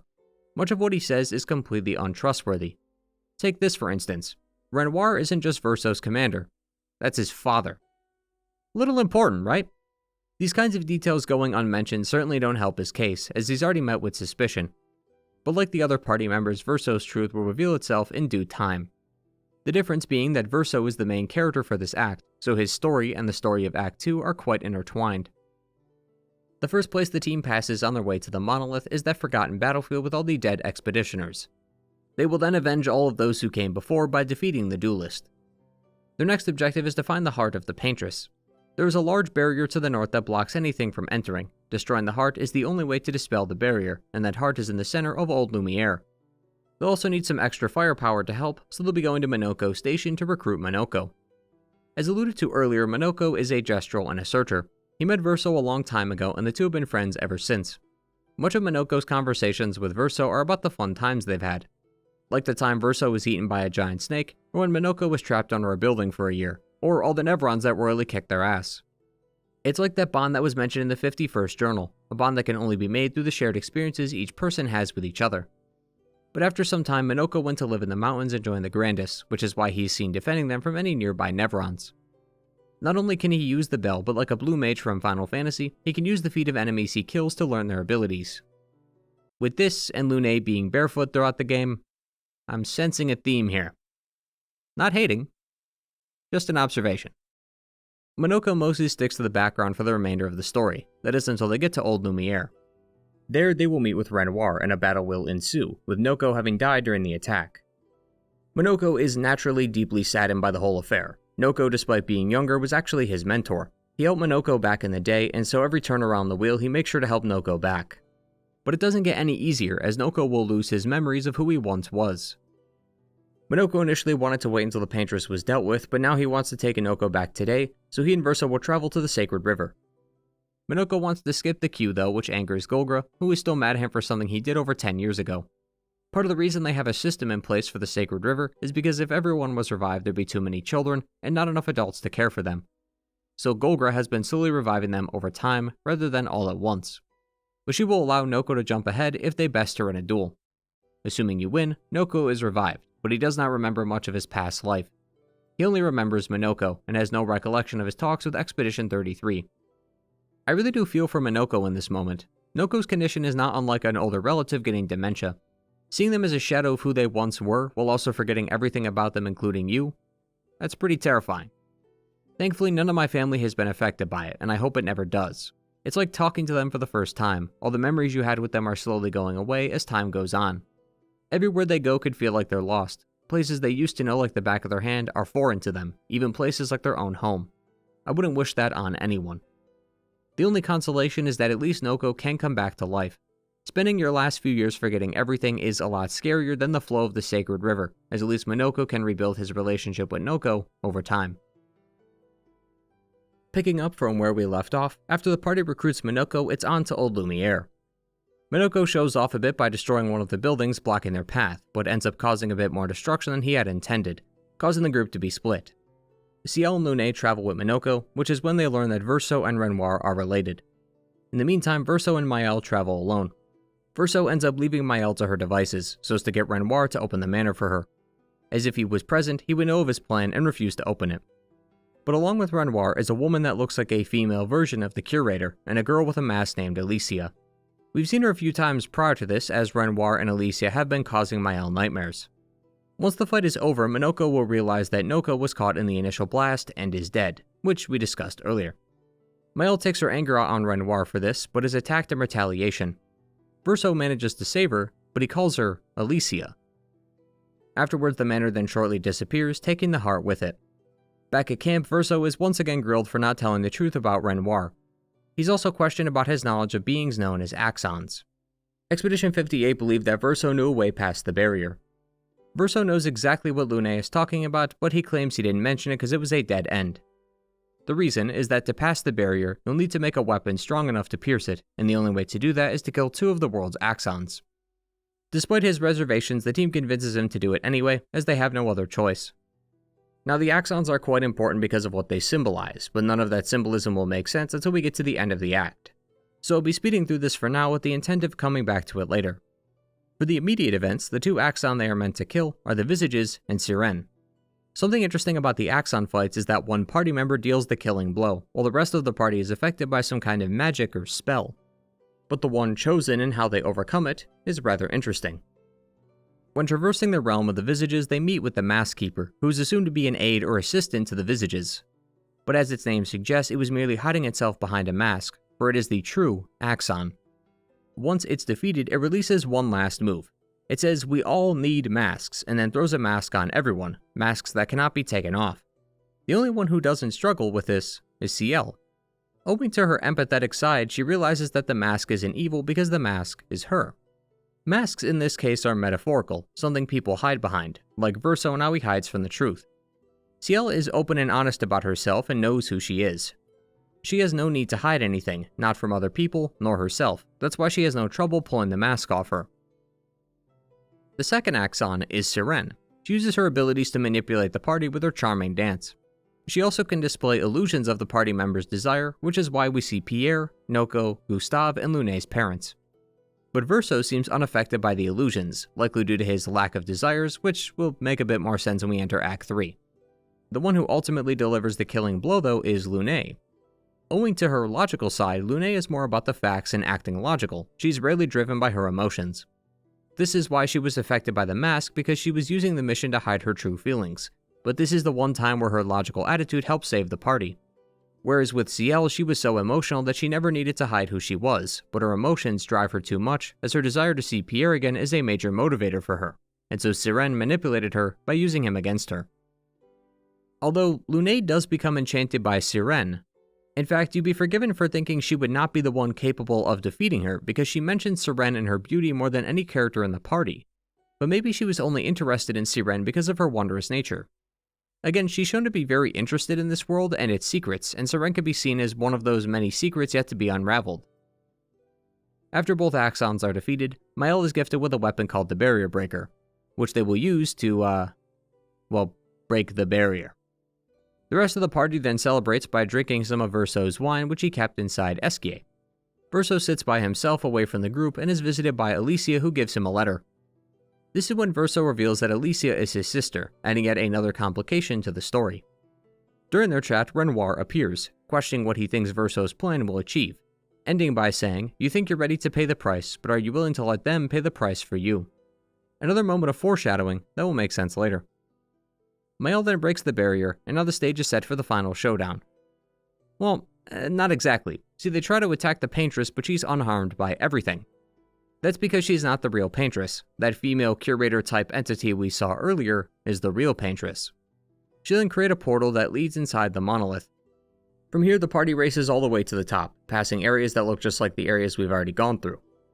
Mael says that these places are the Paintress's memories. This is rather fascinating because we find the grave of Gustave inside the monolith as well, almost like it's implying that the entire world is her memory due to her abilities. This would explain why we see some mysterious apparitions of a woman with various children. These are the memories of the Paintress. At the top is the penultimate fight against Renoir. Once defeated, Renoir scolds Vsauce for what he's done, claiming that he already has his real family and that he should have stayed with them. Before he can attempt his last move, the curator arrives and with the help of Mael, puts an end to him once and for all. With Renoir gone, the Paintress has no more defenses left, so now it's just the expedition and her. When they meet, the Paintress is surprised to see Vsauce and Mael back. She even calls Mael Alicia. However, after inspecting them, she believes them not to be her creations but someone else's, a he that she doesn't name. This makes her angry and begins the fight. As the Paintress falls, there is one last phase. She is weakened and feeble now after having taken such a beating earlier. Instead of attacking though, she casts shields on the party, protecting them. When doing this fight, I was reminded of the man who got us this far in the first place. He wasn't able to throw that rock at the Paintress like he wanted to, so I felt that if anyone deserves the final blow, it's him. If you've been writing in Gustave's journal even after his death, Mael will get a new move called Gustave's Homage.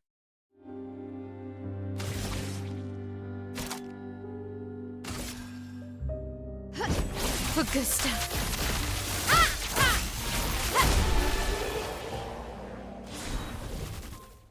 Using the same power she used with the curator, she kills the Paintress for good. The deed has been done. The Paintress is defeated, the number is gone, the people of Lumiere will no longer die younger than they're meant to, and the flag of the 33rd Expedition is raised atop this high peak so that everyone remembers who dealt the killing blow. But if not for everyone's efforts, the 33rd would not have made it here, so it's not just the work of the 33rd that saved Lumiere, all of Lumiere saved themselves. As they travel back to Lumiere on the back of Esquier, they're greeted with cheers and warm smiles. Lune meets with some future expeditioners that would have taken their place. Esquier and Minoko are hounded by the locals, as this would be their first time seeing other beings in the flesh, while Mael has to deliver the sorrowful news to Emma and the apprentices that Gustave didn't make it. Vsauce once again sits alone, and finally reads the letter given to him by Alicia. The letter was actually meant to be given to Mael, but Vsauce kept it with him. Within it, she drops the truth. She says that Renoir was the real threat, not the Paintress. She was stuck in the same cycle as the people of Lumiere. The Paintress was actually holding back Renoir from killing everyone at one time, but now with her dead, Renoir had no one left to stop him. But how can he kill everyone if we killed him earlier? Before we can answer that, it's on to the next scene, a flashback to Monolith Year 49, 16 years ago. We are first seen controlling Alicia. We are also inside the manor that we first found Mael in back in Act 1. She enters the room at the back of the hall. Lining the entire room is paintings of the enemies we've come to face in our journey. Near the canvas is Renoir and his wife Eileen, stuck in place facing the painting. Clair then calls Alicia over as she has a job for her. The parents, Eileen and Renoir, are still fighting each other in the canvas. She tried to break their stalemate but failed. She is to enter the canvas and help Renoir get Eileen back. Clair is busy fighting a war with a group known as the Writers, so she can't spend any more time on this family business. Alicia is to go inside, destroy the canvas, and stop the last sliver of Vsauce's soul from painting, otherwise Eileen and Renoir will still keep fighting. Before she enters, she warns Alicia to be careful, as if Aline detects her, she will paint over her as one of her creations. Alicia fails and is reborn as a baby. A couple in Lumiere then welcomes their new baby into this world. Thinking of a name, they ponder for a moment before calling her Maëlle. While this seems like a big twist, there is so much more going on here than you could possibly imagine. So now that we passed Act 2 and are well within spoiler territory, we can finally start getting some real answers. The story of Expedition 33 starts with the Desandre family.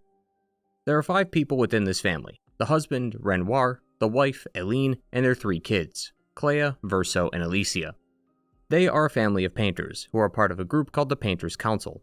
They have unique abilities that give them the power to create fantasy worlds within a canvas.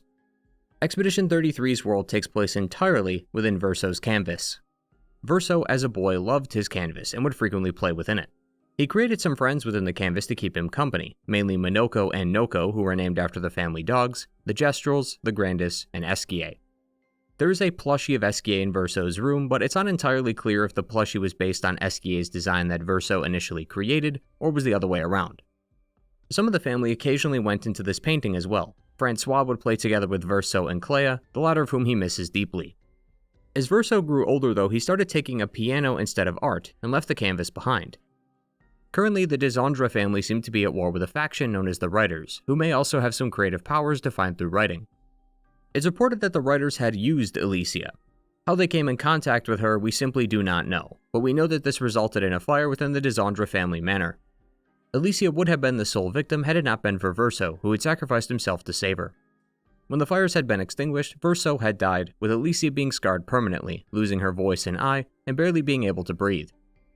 The death of Vsauce is the central cause of the game's events. Eline, like the rest of the family, grieved over Vsauce's death, but she would not take this loss well. So she would go into her son's painting, the last remaining part of him, and stay there. While Eline was in there, she created a fake family to replace the real one, so that she could live peacefully in Vsauce's painting. This fake family is the family we've already met, and to help differentiate them, I'll be referring to the other family as Painted for the length of this section. But this fake family included Painted Renoir, who is the man with the coat and cane, Painted Alicia, who is the girl with the mask, Painted Clair, who you likely won't see until the postgame, and Painted Vsauce, the one in our party, because the real one is already dead. This would explain why they were made immortal, as this meant they couldn't die. Eline would never have to see another one of her family die again. It's also implied that Eline created the humans of Lumiere as well. This would then mean that Eline is the paintress, the one we spent all game killing. After Eline had entered the painting, Renoir had went in himself in order to get her out. She had left her family behind, left them to grieve and fend for themselves.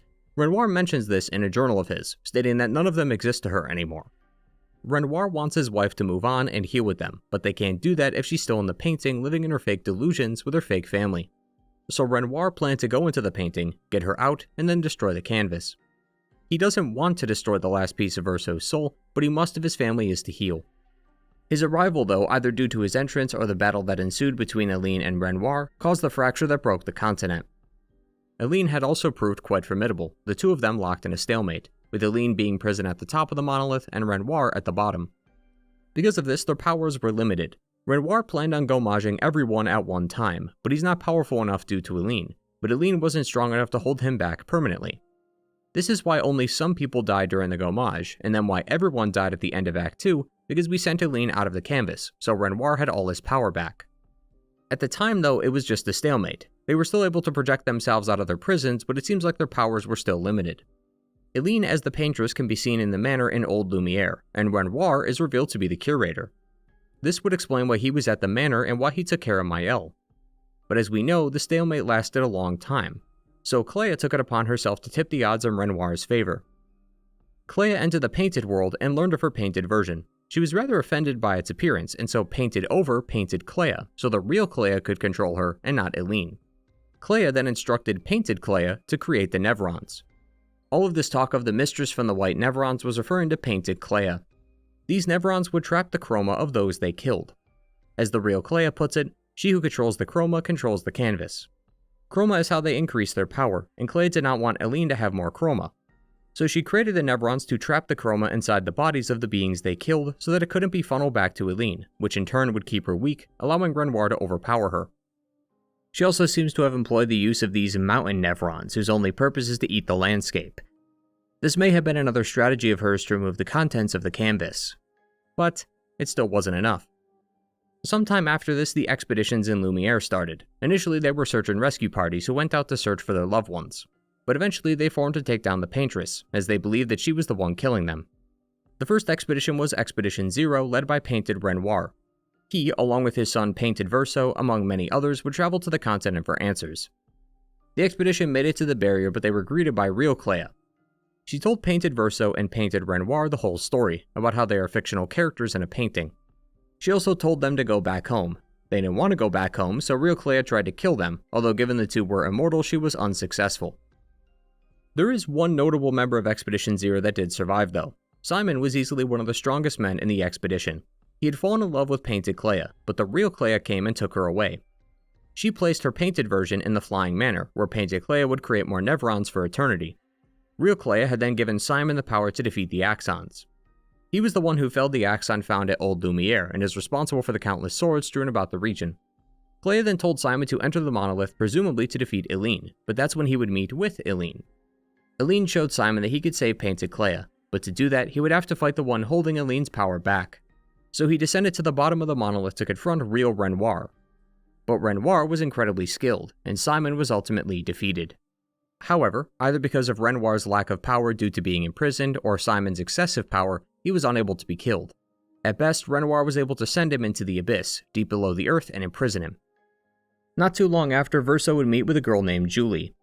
From the flashbacks, we can see that the monolith still has the number 100 on it, so Julie was likely a part of Expedition 0. This would imply that not everyone went to the monolith barrier, and that just the group that went with Painted Verso and Renoir were killed. Either way, Julie had seen Verso get mortally wounded from an attack, but somehow managed to survive. She immediately assumed that something was up with him, and that even worse, he might be a traitor. Painted Renoir and Painted Verso always kept saying that the Paintress was the solution, not the problem, which is something she didn't believe either. She was also starting to connect the pieces of Expedition 0, as it said that everyone died back then except those two, which shouldn't be possible. Julie then planned to kidnap Painted Verso and question him about his involvement in all this. In a brief nightmare of Mael's, we could see the aftermath, with Verso standing over a bloodied, assumed to be Julie. Painted Verso's journal entry explains a bit more. Painted Renoir assumed that Julie was a creation of Clair's. Clair was actively trying to stop them, and Painted Renoir and Painted Verso were on the side of Eileen, so clearly they were very wary of her. Painted Verso, though, wanted to tell Julie the whole truth, but he couldn't. Where could he even begin? With the doppelgangers of real people or the canvas worlds made by real humans? Dialogue from this journal indicates that Painted Verso really did love Julie. He then ends the entry by saying that once we free Mom, she'll bring you back. Painted Renoir and Painted Verso were on Team Eileen, so once they stopped real Renoir, Eileen would have her powers back and could make more humans and even bring back the dead ones. So interestingly, Painted Verso was full of life and wanted to stay alive inside the canvas, even saying that we all deserve to live and we deserve to exist. Something changed though over time. Painted Verso became disillusioned to this lifestyle and wanted out. That's why during the events of the game he is against Painted Renoir. Painted Renoir wants to keep his family safe, that being Painted Alicia, Painted Verso, and Eileen. He sees this life he has as a gift, and he doesn't want it to end. But Painted Verso wants this charade to be over. That's why Painted Verso joined the future expeditions. He knew that defeating Eileen would give real Renoir enough power to kill everyone, just as we saw in Act 2. But of course that would require him to defeat the Paintress, and that could take a while. But Painted Verso did not join every expedition, otherwise he would have told them to kill Eileen. Because Eileen was trying to warn the people trying to kill her. The 60th expedition mentions how they met with the Paintress, but they learned that she was just as trapped as they were. The real threat was beneath the monolith, who is of course real Renoir. So it's clear that some expeditions figured out the whole truth only to be bested, and that Painted Verso wasn't joining every expedition. During this time, real Clair would return to the Painted World, and try to recruit Painted Verso, but she failed again. She then came back a third time, 16 years ago, as this was when Alicia entered the painting. We saw at the beginning of Act 3 that Alicia went into the painting to break the stalemate, but was captured and reborn into Mael. Mael is not some painted version of Alicia, that would be Painted Alicia, the one with the mask. Mael is the real Alicia, just with amnesia. Many times throughout the game, she would start to feel like she remembers something, whether it be a location, a dance, or an item. These were her memories trying to make their way back into her mind. But it wouldn't be until right now when she learns of the truth.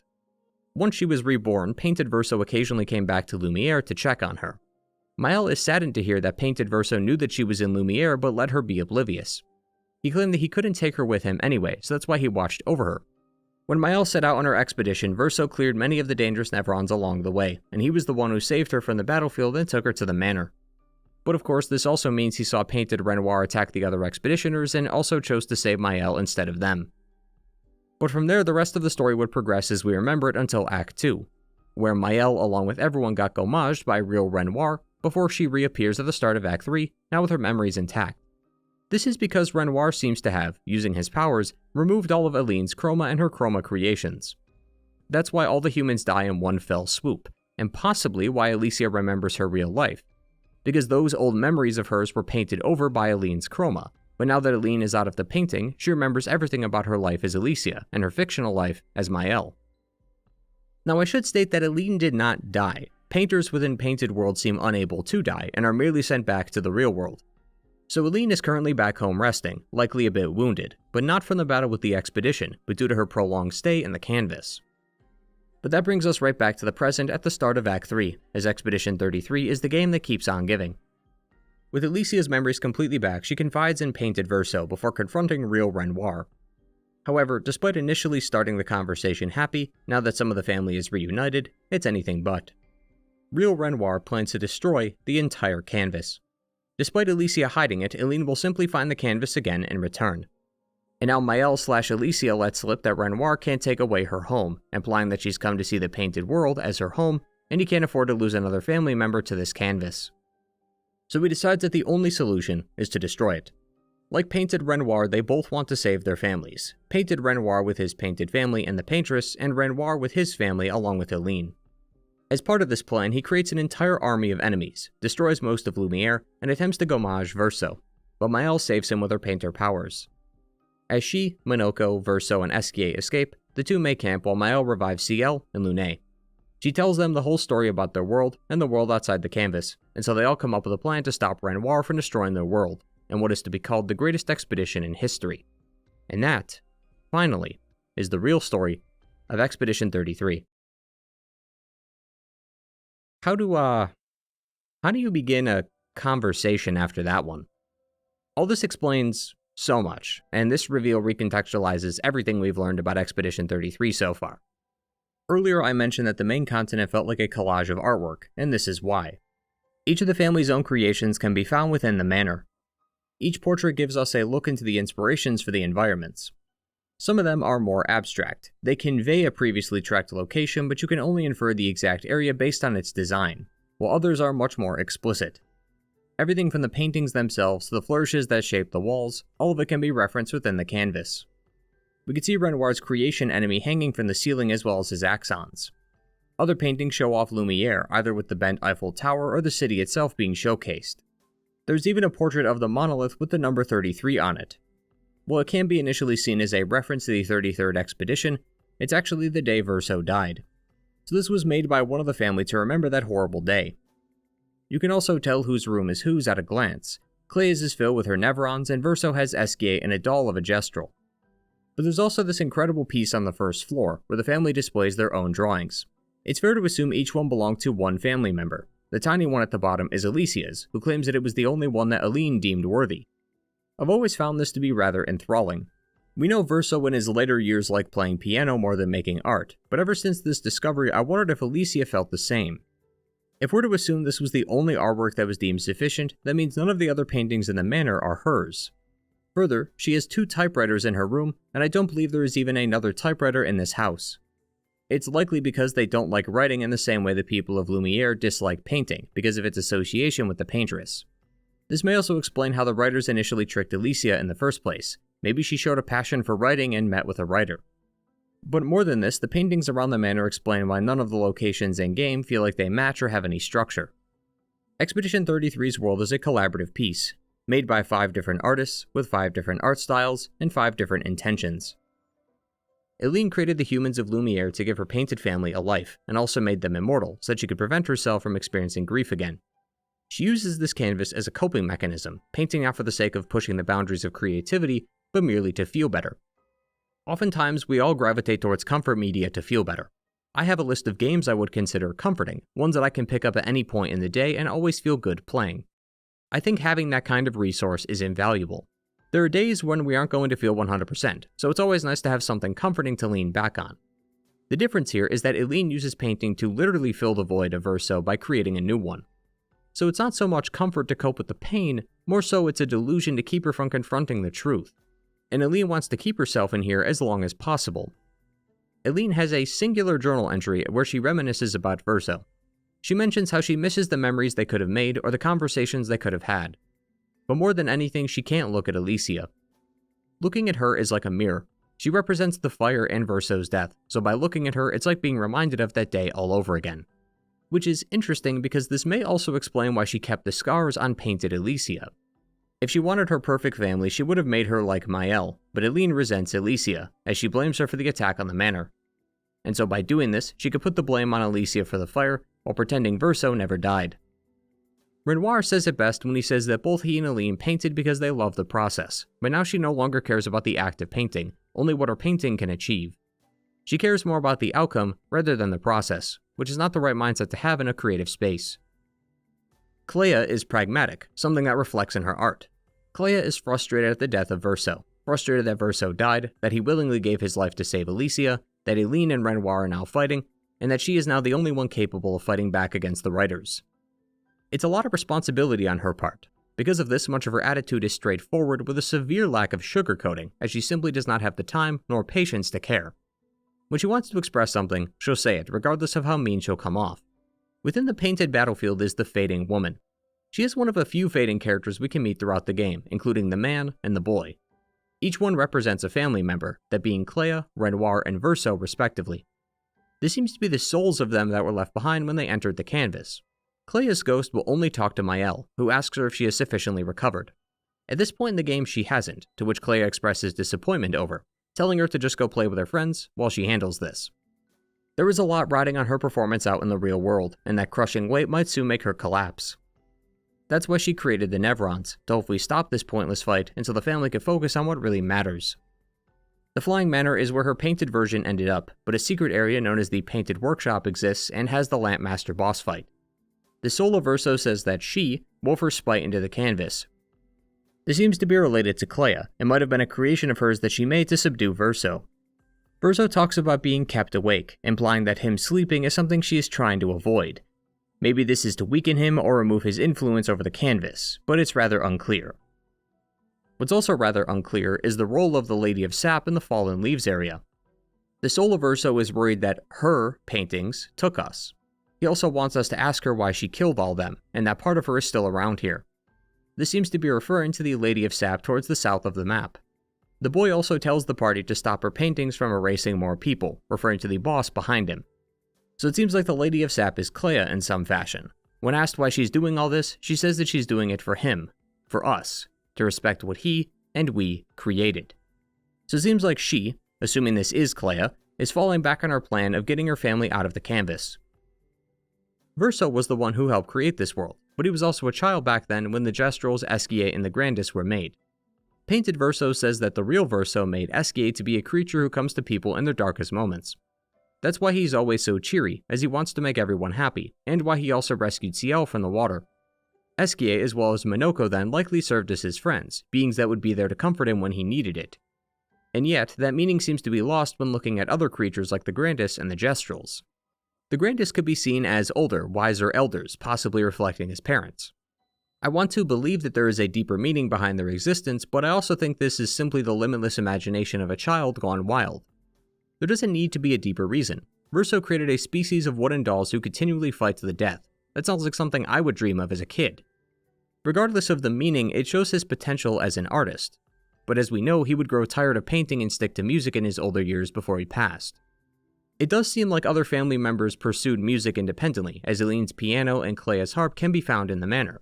But Vsauce seems to be the only one who abandoned artistry as a medium when he got older. Just the way he describes it, the music flowing through his fingers, the hush of the concert hall right before the first note is played, he clearly finds music to be more comforting than art. But like with Lumiere, he grew up with parents who were well respected in their craft and was expected to do the same. They never forbid him from playing piano, but they clearly had a path in mind for his future. but I still can't shake the feeling that there is an underlying meaning to his artwork. I think the reason I try to find meaning in things is because it's a consequence of the job. I have a firm belief that everything has meaning. We as humans have reasons for why we do things. Nothing is without reason. Even if that reason is boredom or simply to see what would happen, that's a reason in and of itself, so I try to find meaning in all the games and things I look at. Renoir seems to feel the same, for he is someone who paints with purpose and meaning. Everything is done for a reason. Everything has to have layers of meaning, either literal or metaphorical. That's the kind of thing I love to investigate. Finding meaning within the meaningless is a part of what makes analyzing games fun. That's why I'm glad Renoir was able to offer some meaning to the axons. Each axon was created by Renoir, and each of the 4 represent one of the 4 members of his family. The one who was killed by Simon likely represents Clair, as it carries a massive city on its back, the same way she's the sole carrier of the family's responsibilities thanks to Renoir and Aline's stalemate. Renoir's soul appears in each axon level and has some things to say about each person the axon is based on. He talks about how growing up, Clair used to be sad about mortality, as she realized that there were so many fables left unread or works of art left unseen that she would never experience. She wanted to experience everything in life, but knew that she couldn't. Renoir tried to encourage his kids that they could do anything they set their mind to and that their dreams are always within their grasp.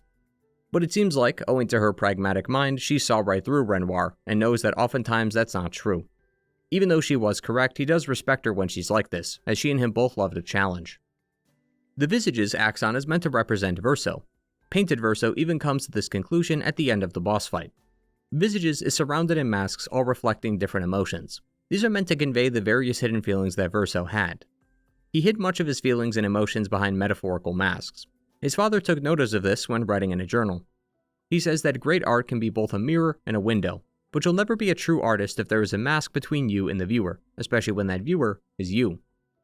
The axon on the island goes by another name, he who guards truth with lies. Verso is a habitual liar to a fault, never willing to say what he truly means. Whether that be his painted version with the expedition and Julie, or his real version with his family. The mask on the island echoes this.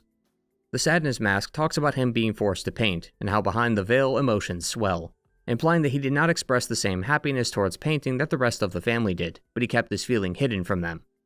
The anger mask expresses anger at Verso's inability to fight his fate, while the joy mask talks about seeking something he could not grasp, despite longing to share with those he loves.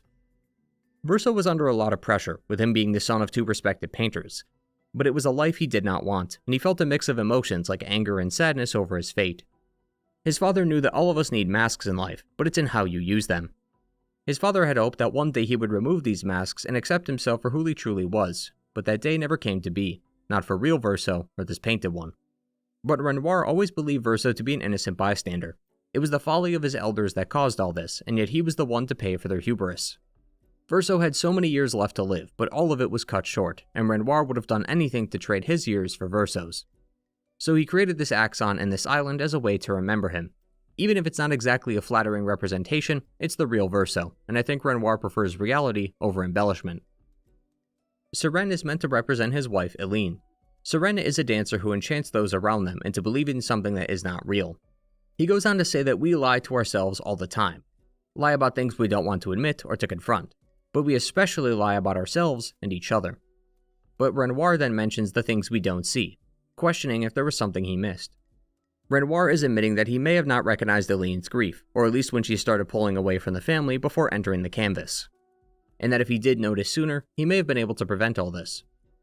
But whether he is to blame or not is a debate for another time, as Eline would enter the canvas to hide away from the truth, enchanting herself into her own delusions, just as Sirène does to anyone who enters her island. And the final axon, the Reacher, represents Elysia. The symbolism is quite simple to deduce as the party discusses it during the trip up. The axon is a large beam that's as high as the clouds. Beneath it are various Orphellians near various construction sites. Despite seeming like builders, they're actually trying to tear the axon down. Only one specific Orphellian who sits about halfway up is willing to help her. I like to think this is to represent Renoir, while the others are outside influences. Whether they be people or events or things, life will come by and try to tear her down, but Renoir always believed that Elysia could soar above it all. But Renoir is also contemplating grief, and asks if it's better to die or be the one who survives. He comes to the conclusion that death is final and quick, while those who witness it have to keep the pain forever.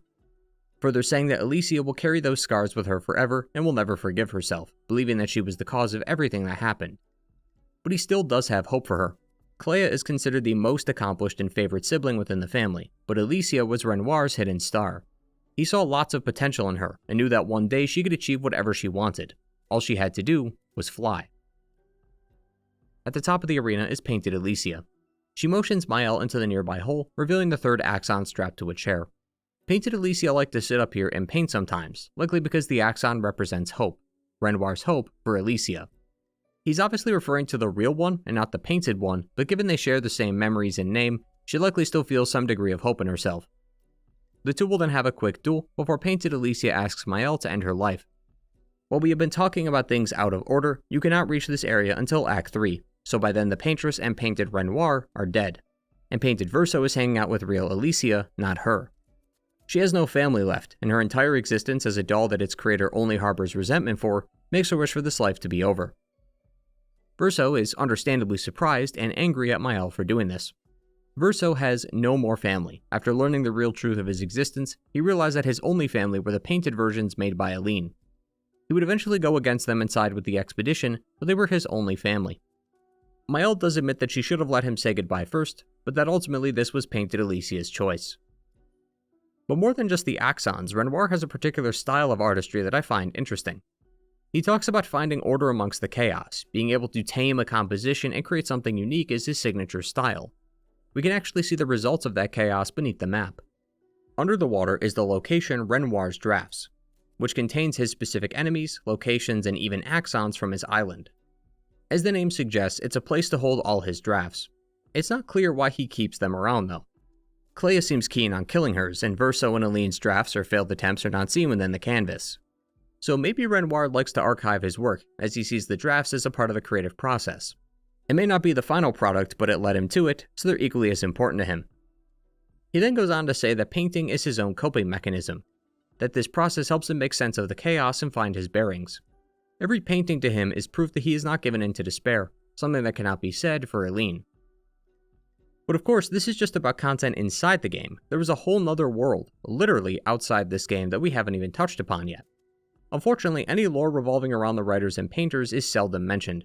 The powers of these people, though, reminds me a hell of a lot of Alan Wake. Made by Remedy Entertainment, Alan Wake is the story of a writer who ends up getting trapped in a different dimension called the Dark Place. In here, all creative works take shape. If he is to write that an explosion occurred in a city, it would occur in that city. In fact, the tale of the first game is about him writing his own escape by making a story that details his escape from the Dark Place. I made a few videos on it over the years, but I highly recommend this one, which I'll link in the top right and down below, as it gives the full story of both games. Alan Wake was not officially credited as an inspiration for Expedition 33, so I can't say for certain if this was where the idea came from, but something they both borrow from, and is likely the real inspiration, is the art of surrealism. Art characterized by its bizarre imagery and illogical composition, very much befitting the tones and art direction of each game. With that in mind though, it does make me wonder if all facets of creativity can be manipulated like this. Who's to say a music or filmmaking faction doesn't exist out there in the real world? I'm not sure entirely if Sandfall plans to make more sequels or spin-offs, but this does seem to give them the option to do so. Maybe that's why the title is designed the way that it is. That this is the Clair Obscur universe, but that this game focuses on the 33rd Expedition, while the next game will be titled something else. It leaves a lot of possibilities on the table for sure. Staying focused on the canvas though, hearing all of this made one thing clear. Expedition 33 is a game defined by grief. If there is anything you can take away from this video, let it be this. That the capital T theme of Expedition 33 is grief and how we process it. Ciel and Pierre, Lune, her parents and their legacy, Mael and Gustave, Monoko and Noko, the Dizandras and Vsauce, painted Vsauce and his painted family, all of it is about grief. It is something that connects the entire story together. Earlier I mentioned how Jennifer did not want to make a cut and dry story. That's because grief is not cut and dry. Everyone deals with it in their own way. Some become like Aline, having never been able to cope with the loss, while others still persist like Clair. Some are directly affected by it like Alicia, or are simply there to offer comfort like Renoir. Controlling grief can be hard because the underlying thought that pervades your mind is that all of this is irreversible.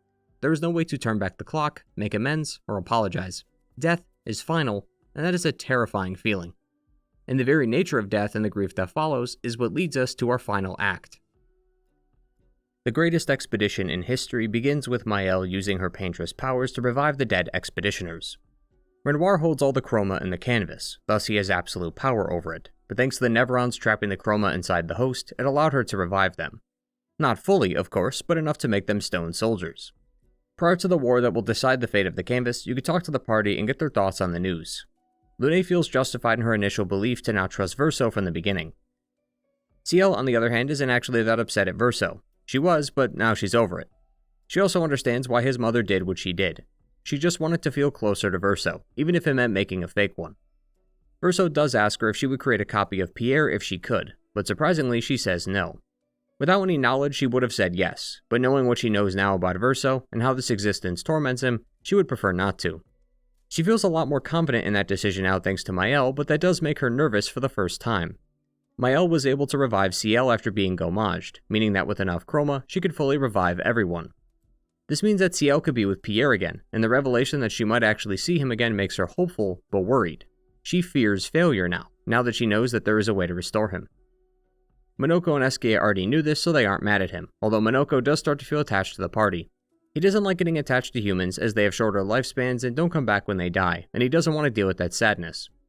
That's actually why he secluded himself to the mountains with the Grandis, because he couldn't keep watching every expedition greet him with hopeful smiles only to die soon after. But he has enjoyed his time with this party, sharing their joys and their sadnesses. And Maëlle still wants to push real Renoir out of the painting. He's weakened due to his battle with Eline, so he's vulnerable, but it will be a tough fight. With everything all set, the party then makes their way back to Lumiere and confronts Renoir and his forces. Much of the fighting is between Renoir's creations and the Stone Expedition soldiers, but the party will have to do some fighting of their own along the way. While the creations themselves aren't particularly notable, there are some Lumiere citizens that Renoir seems to have revived as a part of his army. At the very back near the gardens is Renoir.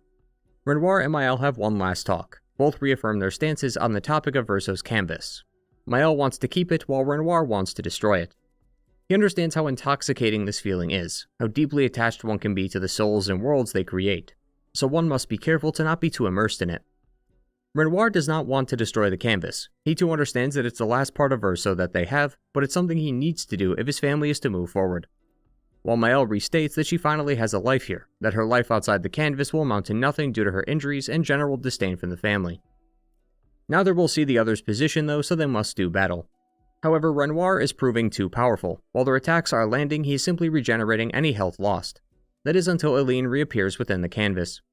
It's too early for her to do such a thing, so she could potentially suffer some mortal injuries from this. But she uses her powers as the Paintress to re-emerge as the Paintress and fight the Axons in the background, thus making the fight even. After Renoir is defeated, he briefly talks to the party. He too lost himself in a canvas one time, and it was Eline who got him out of there. So that's why Renoir has tried to do the same with Eline. He then opens a portal to show Eline's condition. She is very weak and sick from her time in the canvas. He doesn't want to lose any more of his family because of Vsauce's death, but Maëlle feels the same way about the people of Lumiere. She doesn't want to lose them either. They're just as important to her as her real family. And she does care for her real family. She doesn't want to lose them either, so she's just going to stay for a little while longer and then be back home with the Desandres. Renoir finds it hard to trust her, but ultimately he accepts her wish and says that he'll keep the lights on for when she returns. As Renoir is sent out of the canvas, Vsauce is seen looking at the portal. He hasn't taken his eyes off Eline ever since she appeared. He'll then enter and meet with the young boy, the last sliver of Vsauce's soul. He then tells the boy that it's time to stop painting, but if this boy stops painting, the world will cease. But that is what Vsauce wants. Painted Vsauce, like Renoir, wants this canvas to be destroyed, but Maëlle isn't going to let him do that. But who will come out on top? Well, that is for us to decide. Expedition 33 has two endings, one where you side with Vsauce, and another where you side with Maëlle. You control whoever you choose and are forced to defeat the other in a fight. Let's go over what actually happens in the endings first. If you choose Maëlle, Vsauce is killed. He asks her to unpaint him, but it seems as though she refuses. As when the cutscene transitions, we find ourselves in Lumiere. A performance is set to occur at the music hall. People are lined up outside waiting to get in, as Esquier and Minoko usher everyone inside. Near the front row is Lune, CL, Pierre, and Maëlle, as well as Gustave and Sophie. So it seems as though, thanks to Renoir being sent out of the canvas, Maëlle was able to use the chroma within it to revive everyone. They all await the stunning performance played by Vsauce, but as the ending comes to a close, we can see the paint marks on her eyes, the same one her parents and Clair had. It's not exactly clear what these mean, but it's assumed that this manifests when they use their powers, and it might be showing us how much of her power she's used already, and how much it's already affecting her. proving that before long she'll suffer catastrophic damage and maybe even die. If you chose Verso, then Verso lays with Mael as she gets sent out of the canvas. She doesn't want Verso to leave him again, but he assures her that this is for the best. Verso, Esquier, and Minoko can be seen hugging before they disappear too, while Ciel and Lune give some mixed reactions to the news. He then tells the soul of Verso to stop painting, and that it's time to go home. We then transition out of the canvas and into the real world, where we see the family standing together near the grave of the real Verso. They mourn his loss and offer some flowers. Alicia then glances into the distance as she sees her other life as Mael, as well as all the other people she met, slowly fade away. Those memories will still remain in her heart and her mind, but her days as Mael are over. So the one thing I have to say is that I am so glad these endings are not black and white. The team never wanted to make a cut and dry story, so I'm glad that they agreed that the ending choice cannot be a simple one. Each carries with it some baggage and is likely to leave you with some mixed feelings. I've stated before that these kind of endings are my favorite because they allow for some wonderful discussion. What makes deciding between these endings rather hard is that from the perspective of the characters, these endings make sense. I found many things to disagree and agree with in both endings, but if I was to step into the shoes of Mael and Verso, I could see why they did what they did. Verso wanted to no longer exist while simultaneously wanting his family to grieve and move on. He mentions in a conversation with Ciel that he too thought about ending his life, and that if he did, it would certainly solve lots of problems. Verso's death in this painted world would give Alicia and Eileen no choice but to move on, while also sparing him the pain of having to live in this world another day. Mael's life as Alicia with her real family is a life she does not want to live. Because of her naivety, she allowed the writers to ruin their home and kill her brother. She lives with that pain every day, both literally and metaphorically. Every time she breathes or touches her face, she is reminded of the death of Verso and how she caused it. Now, you and I could certainly go back and forth on who's really at fault, but what's more important is that Mael believes herself to be the cause. By contrast, her life as Mael is much better. She no longer has the scars, and grew up having a very caring family, like Gustave, Emma, and now Ciel and Lune. Mael says that she will only stay in the canvas for a little bit longer, and then come out, but both Renoir and Verso know that she is lying. The moment Mael leaves the canvas, Renoir is going to destroy it, which means she'll have to stay in it forever. Not like she minds, as she likes her life here and doesn't want to leave anyway. The perfect ending to Expedition 33 would be to keep the canvas and have Mael come back every so often, but we know that's never going to happen. Renoir will not let that canvas exist, and Mael sees no future in the real world. She may have said that she would come back to the manor, but she definitely has no intentions of leaving anytime soon. But doesn't she deserve some happiness? Another creation of Clair's and Verso's was the Endless Tower. It's filled floor to floor with Nevrons, or what Ciel calls her doodles, clearly showing that she puts very little stock and effort into these drawings, which makes you wonder what she saves her passion for. At the very end of the trials, Clair gives Mael some advice, telling her to not get swept up in this family drama. Eileen is trying to drown herself in her own delusions just like Alicia wants to, as she does not want the canvas to be destroyed, while Renoir doesn't want to lose any more family, so he's trying to bend people to his will. Clair tells Alicia that she's grown since the last time she saw her, and that she mustn't go backwards, further saying that it's not selfish to make your own choices, and that the only thing you owe them is a life that you enjoy. Clair, without question, is the most level-headed member of the family, having understood that grief must be overcome differently, and that there are more important things at stake than the fight their parents are in. It's what's allowed her to stay composed during this hard time on the family, but the weight of responsibility is clearly weighing her down. But despite her snarky attitude, she is correct. She may not tell it to Alicia the way she wants to hear it, but she is right. Mael does deserve to live a life she enjoys, and it's clear that she loves her life as Mael. But Painted Verso had an unfair amount of pain put onto him. He was crafted to be a tool, used to help Eileen avoid the loss of Verso, stuck with a set of memories and feelings he never wanted. He suffered for years, and his inability to die has left him unable to give him an out. He's also the only one who truly understands the real Verso. One of the first things he does is ask the boy if he wants to stop painting, and he nods that he does. Both he and the soul of Verso are tired. They want to rest, but they've been forced to stay alive for the benefit of others, which is why he wants this to end. But it's clear he didn't always think that way. His journal of Julie shows that he wanted to bring her back, and his line, "We all deserve to exist," implies that he wanted to bring everyone back. And as we know, he went against Painted Renoir. However, his plans to destroy the canvas align perfectly with real Renoir's plan, so why did he go against him in the final battle, only to side with him after? Well, I admit it's not something I fully understand either, as Verso is a rather complex and complicated character. Due to his constant lies and inability to tell the party how he truly feels, it's hard to get a grasp on his moment-to-moment shifts. Painted Verso wants what's best for his mother. Even though Eileen is mother to another Verso and to another family, She created him, so he wants what's best for her. That's why he worked so hard to get her out of the canvas. But to do that, he had to lie to the party, and worst of all, even let Gustave die in order to do so. He did this because he thought Gustave would not go along with the plan to kill the paintress if he discovered the truth. Just like Expedition 60 went to the bottom of the monolith to confront real Renoir after meeting with Helene, he was worried that Gustave would have done the same and convinced Maëlle to do it, and he couldn't afford that.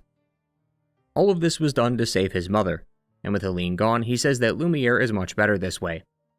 He likely assumed at this point that all was good, and real Renoir's dialogue about being granted oblivion, i.e. Renoir killing painted Verso, is likely what he wanted. His mother is safe and no longer afflicted by the canvas, while he gets to die himself, and he almost does, if not for Maëlle. This is also when she admits that she wants to stay in the canvas and doesn't want to destroy Verso's soul. To me, this is right when Verso should have allied with Renoir, but he doesn't, as he still fights him with the party. So that's the part that leaves me a little stumped. It is possible he was planning on talking this out with her, as he does try to convey his side to her after the fight. Because when talking with Minoko, he will mention that he wants to revive Noko today and not tomorrow, citing Verso's future plans as the reason. Verso even asks Minoko why he is helping despite knowing what's in store for him. And he says it's because real Verso like new beginnings, and he thinks painted Verso deserves a new beginning too. So it's clear that he always wanted to destroy the canvas, so it's rather puzzling that he continues to ally himself with Maëlle, but maybe he was hoping for some kind of compromise. Either way though, for the time being, he was allied with Maëlle, but after hearing her lie to Renoir about coming back to the manor, and seeing Helene reappear without issue, he realizes that both of them are still obsessed with the canvas, and that there is only one way to fix this. So like when real Verso sacrificed himself for Alicia, painted Verso seems keen on sacrificing himself for his family once more. He will die if the canvas goes, but he knows it's the only way for his family to continue. And it's incredibly telling that at the very end after Verso is defeated, he immediately drops his mask and says exactly how he feels. He wants her to unpaint him. He does not want this life anymore. He's begging, pleading with her to kill him. She keeps coming up with reasons for why she wants Verso to stay, but all he can say is, "I don't want this life." He sounds genuinely scared for his future. It's probably the first time he's shown any sense of emotion like this. But if you chose Maëlle's ending, then he'll never get the peace he wants, as Maëlle has repainted him. We don't know if his memories are gone, but the essence of the old Verso still remains, now trapped in a body and world he can no longer escape from. Maëlle ponders, though, whether Verso would regain his smile if he was able to grow old. As we can see from the cutscene, Verso is older and no longer has his scar, so it seems like Maëlle doesn't want to keep him here forever, just give him the lifetime he should have had in the real world. But if Verso was made mortal, Maëlle would have to cope with the loss of her brother again, and she clearly didn't take it well the first time, so I can't imagine she would just let him die. Who's to say that she doesn't repaint another Verso? Or, who knows, maybe she'll just skip that step and make him immortal. But if she is to make him immortal, so she can avoid the death of her brother, does that not make her any better than Helene? Even worse, what will she do with the rest of the people in Lumiere? Because while her life as Alicia was only tied to Verso, her life as Maëlle has more people involved. Is she going to do the same to Gustave, Emma, Ciel, Lune? What of them? What of everyone in Lumiere? Are they going to stay alive forever? As Painted Verso said, it's not the cycle of the gommage we have to stop, it's the family cycle of grief that must be stopped. This family and their inability to move on has caused immense pain and suffering for the people of Lumiere. And that's really the crux of the issue, the reason why this ending is continually debated. What of the people of Lumiere? Do they deserve to be killed so that these painter overlords can grieve, or do they deserve to exist because the hubris of the family was not their fault? Renoir says something similar before the fight with Visages. Verso suffered the consequences of the war brought upon by his elders. Is Lumiere not in the same boat? And that's why choosing Maëlle's ending may seem more obvious to some, especially when choosing Verso's means killing an entire population of people. But maybe this decision is easy for you. If you see those of the painted world as fake, lifeless beings, then Verso's ending is an easy choice. But for those who don't and see them as living, breathing humans with souls, passions, and personalities, that makes this choice a lot harder. It's why the game has made you interact with these characters, as it wants to see what you will think when the truth of the canvas is revealed. None of these endings are great. Painted Verso's death allows the family to move forward together. They are given a chance to be there for each other, rather than sit in their own corners and deal with the grief themselves. The infighting between the family will also stop, and Clair can now remove some of the weight off her shoulders now that she has more people to help her fight the war against the Riders. But it comes at the cost of every life in Lumiere, be they human, Gestral, or Grandis. Beings who had futures, ambitions, and desires. all being sacrificed that a single family can fix something that they should have been able to fix without bringing the people of the canvas into it. While Mael's ending greatly benefits her and the people of Lumiere, but it forces her to abandon her original family, leaving them unable to move on from their grief together. And like Eileen, Mael will use this world to create an illusion so she no longer has to suffer, while Painted Verso continues to remain in the canvas despite not wanting to. And if you're willing to accept that the people of Lumiere are real, then I feel as though the same should apply to Verso's soul. His suffering is very much related to the story of Omelas. The tale goes that the city of Omelas is a utopia where prosperity never ends, but all of that hinges on the misery of a single child. Choosing Mael's ending would be like creating your own fictional Omelas, a city of endless bounty and prosperity, who's only allowed such splendor because Mael is forcing the child to paint even when it doesn't want to. Ultimately, the deciding factor is based on whose feelings you prioritize, Verso or Mael, Lumiere or the family. And this is why Expedition 33 has such a great ending. There was never going to be a right or wrong answer. It was never designed that way to begin with. Once again, back to that interview with Guillaume and Tabata, he says this in regards to RPG endings. Quote, "In Western RPGs, the endings change depending on the choices you make, so there's a strong impression that the player creates the story. I think that Japanese RPGs tend to be linear, in both a good and bad sense, precisely because they have such a strong story. I think being able to experience the character's choices as a viewer is a big difference in terms of expression. That's what makes the game's choices so difficult. We aren't choosing them. We are a bystander in a story forced to make a choice. If the game reflected our choices, we could craft a story to fit our needs. But we can't, so we're forced to watch two people give us ultimatums we don't want, and then be forced to choose. It forces us to take in everything we've learned and felt over the entire playthrough, and apply that to this one singular choice. It's not an easy choice to make, yet it is one we must. But no matter what you pick, the choice takes you to the end of Clair Obscur Expedition 33. Expedition 33 is easily one of the greatest games I've played this year. I initially found it hard to rank it above my previous game of the year, but I do think this edges it out just barely. I love analyzing games like this, games rife with meaning and intent.